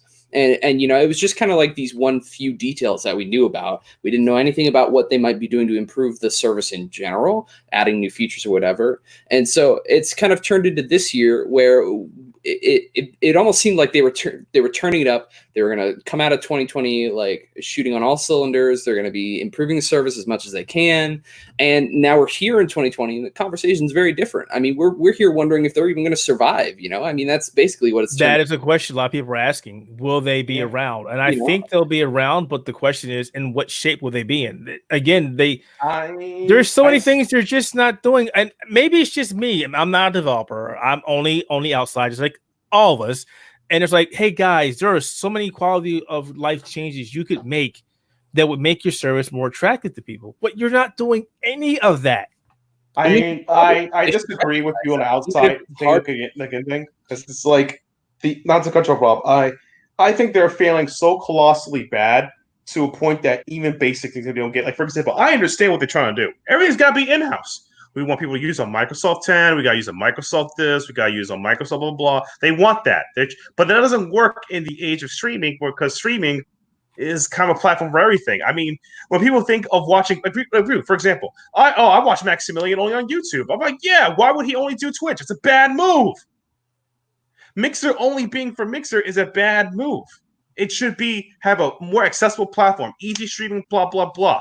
Have, an app, a freaking app, for the Lord's sake, So it's like that is the biggest perplexion right there. And it's called a lack of diversity of exploring content, giving creators a chance to make other games. You bought big names for 2 games. You didn't buy big names that play World of Warcraft, big games that play other games. You didn't buy big games that like guys who are famous for just going on who run podcasts. Who run 3-hour podcasts, whatever on Twitch, just chatting. You don't have any diversity of algorithm. You're just exactly. So it's just like I see them dead in the water by the end of 2023. See, this is the thing. Like when they say 2023. Yep, because it takes some time. You know why? Because they'll be in denial. Give them half a chance. Yeah, exactly. They're going to be in denial. And that's Microsoft. They're always good at being in denial. But like my big thing was, and I said this when they signed Ninja and Shroud and all that. I said, these guys are getting signed to big deals to basically sit on their butt and watch a platform fail. I don't think Like that's fair. I don't think they thought that would happen. No, they could see it as an easy win. Well, it was. They won't come out and say how much Ninja got, but it was Yeah. a couple $1 million. It was significant. And the thing is, it's more than he'd make on Twitch, and he's literally having to put in half the effort. I think, and it comes out this way. Twitch didn't really start giving people contracts, as far as I understand, until they lost both Shroud and Ninja. And then they started giving people contracts. And I really think that those two individuals are kicking us up for that. But this is the thing. Unless you become really big on Mixer and really put in that grind and everything else to get a contract, you're not really making much. But that's the problem. Whereas anybody, once you hit a certain level, anybody who can get a decent following on Twitch can make money. There's the problem. And it's not even that. It's we need to 5 more minutes. We're going to cut this and we're going to end this because we're you don't even have to be a gamer to make money on the platform. That's exactly. the other thing. Again to go back to the people that I follow. I follow plenty of gamers who play video games and stuff like that. But I look at people like I've got one, Cheshire Plays Games. Dude does nothing but play Magic the Gathering. Yeah, he plays Commander and puts streams up. That's his thing. Even Maximilian Dude, who's so known for his fighting game content, he plays stuff like Mario Party and stuff with his mates. Yeah, and it's hilarious. New Legacy Inc. does nothing but wrestling games, and new and old, and they make bank. One of the ones I actually find really amusing is K Pike Fashion. She's a body paint streamer. Each week, every weekend she streams for about 3 days straight, where she is painting her body as a video game or cartoon character. And people will watch. Yeah, that's called creative in Twitch. Yeah, and that's a genre. Yeah, exactly. Having creative, having just talking chat type things, it shows that you don't just have to play video games to make money on that platform. Whereas Mixer is very video game heavy. Well, it was. They have made strides. I will say that they still are very, very video game heavy, but they did add their IRLs a while back. They did add the music one. It's not helping them. But I guess they don't have the viewership. Yeah. Yeah, but again, it also comes down to also brands as well. I agree. Wizards of the Coast have a streaming channel on Twitch. If Mixer had a bigger presence, Evo, Capcom Fighters, all that stuff, they all run on Twitch. Exactly. They don't have the presence. If they had a bigger presence, and maybe it's the naming, maybe it's not, who knows? If they had a bigger presence, it would help them. And even charity things, look at Child's Play, one of the bigger charities for children's gaming in hospitals. That's associated with Twitch. St. Jude's do their streaming stuff through their streaming charity stuff through Twitch. Whatever they need to do, they need to do it, because if they don't, they're done. Twitch for the most part embraces their community. Hell, look at everybody knows the Bless RNG emote. That was one guy who dedicated practically his life to Twitch streaming. Built rigs that he could take out to conventions and stream on the go, and they rewarded him by making him a global emote. Yeah, I mean, the fact that he's a mate of mine as well, but but it's like they put all this effort in, and it just seems that Mixer doesn't want to put that effort in anymore. That's the thing, and it drives me crazy. And even to this day, they've been extremely quiet. They haven't said anything. And people are asking, what the hell's going on? And that is part of my question, my dilemma. I don't want to put in this effort again. Since we're about to finish the show, we'll give an answer. I say keep going for a little bit longer on Mixer, but start funneling that audience to Twitch. Maybe do one day where you're on Mixer, and you run like a thing like you've got running at the bottom of our video today, I'm moving to Twitch. This is my Twitch channel. Go and follow me on there. Future streams will be coming on that platform. Do a transition time. Yeah, that's an idea, and that's something you should probably recommend to anybody who's looking to move. Yeah, exactly. Anybody who's looking to move platforms, do a transition time. And to be honest, I say it's probably look at going to Twitch, because as we've all said, it might only be a couple of years before Mixer becomes a dead property. Yeah. And it just seems that, like even you said in your own research, growth is slow. Why are you sticking on the platform where growth is slow when you know because I like to root for the underdog. I like to root for the underdog. No, you just like to bet on losers. Okay, you're the worst guy to gamble with. Okay, I'm not a betting man. I will. Yeah, but you're doing it right now. Here's the thing, Keith. You've made yourself the underdog, so start betting on yourself. Bam. Yeah. All right, I didn't do it. That's a perfect metaphor. Yeah, honestly, if I were to give you an honest answer, just move right now. Just do it. Yeah, exactly. You're literally like at this point. Last year, we're talking about, Mixer might make its comeback this year. We're halfway through the year. It's May. Time's ticking. I would just, if honestly growth is a problem and we want to get bigger, or your Twitch channel wants to get bigger. The ship is sinking. Start jumping, Captain. Start jumping. Yeah, get called. Yeah, call your boys from WCW. We're gonna get to that. If we were to see any improvement, we would have seen it now, right? It just feels so bad. I mean, I really wanted them. We've had this conversation, as you said, and I really, really wanted them to do something, and it's like, well, you're not doing shit, so all right, whatever. Yeah. Look, I really want to talk about the but it ain't happening. So time's up. You've given them a good 2 years, Keith, man, and if it's time to dump this girl and get a new relationship, all right? Get a proper woman that would treat respect. Get Twitch. Okay? Oh my god, I'll have to do this. I'll have to pay for the divorce fees. Don't get to pay for no divorce. Just drop her at McDonald's, drive off, and never look back. That's what I did. That's no, what he's not talking about you. He's talking about the game service. Oh, yeah. Okay, you guys. Oh, sure.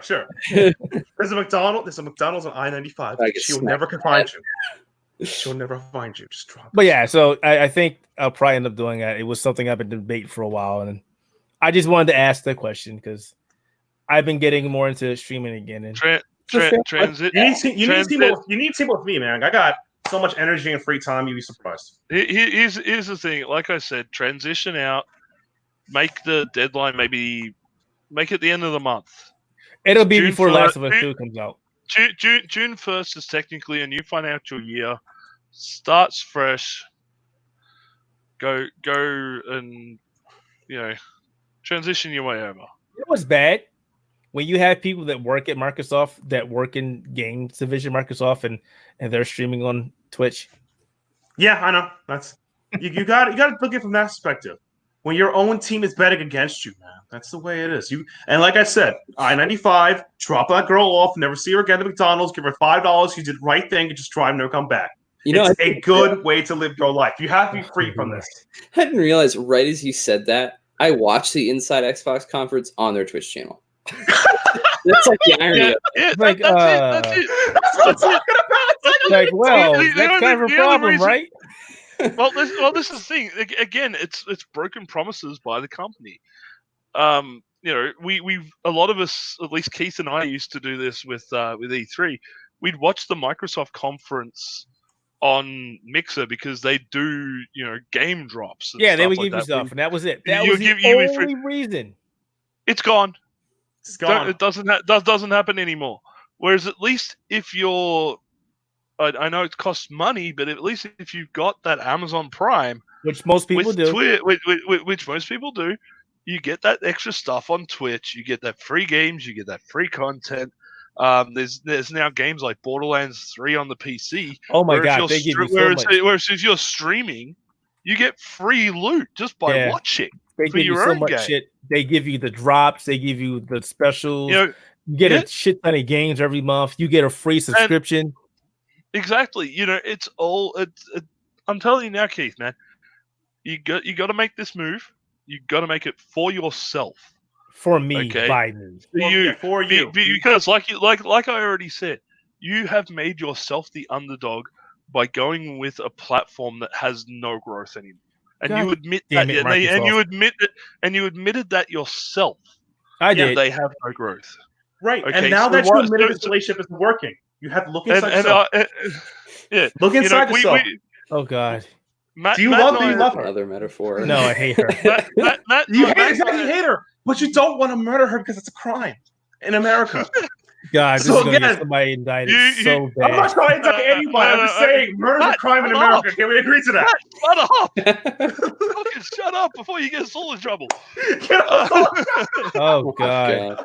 All right, so Like- thanks for stopping by. No. Before we Oh, run Lord. Well, into let it, me finish. well, here's the big thing.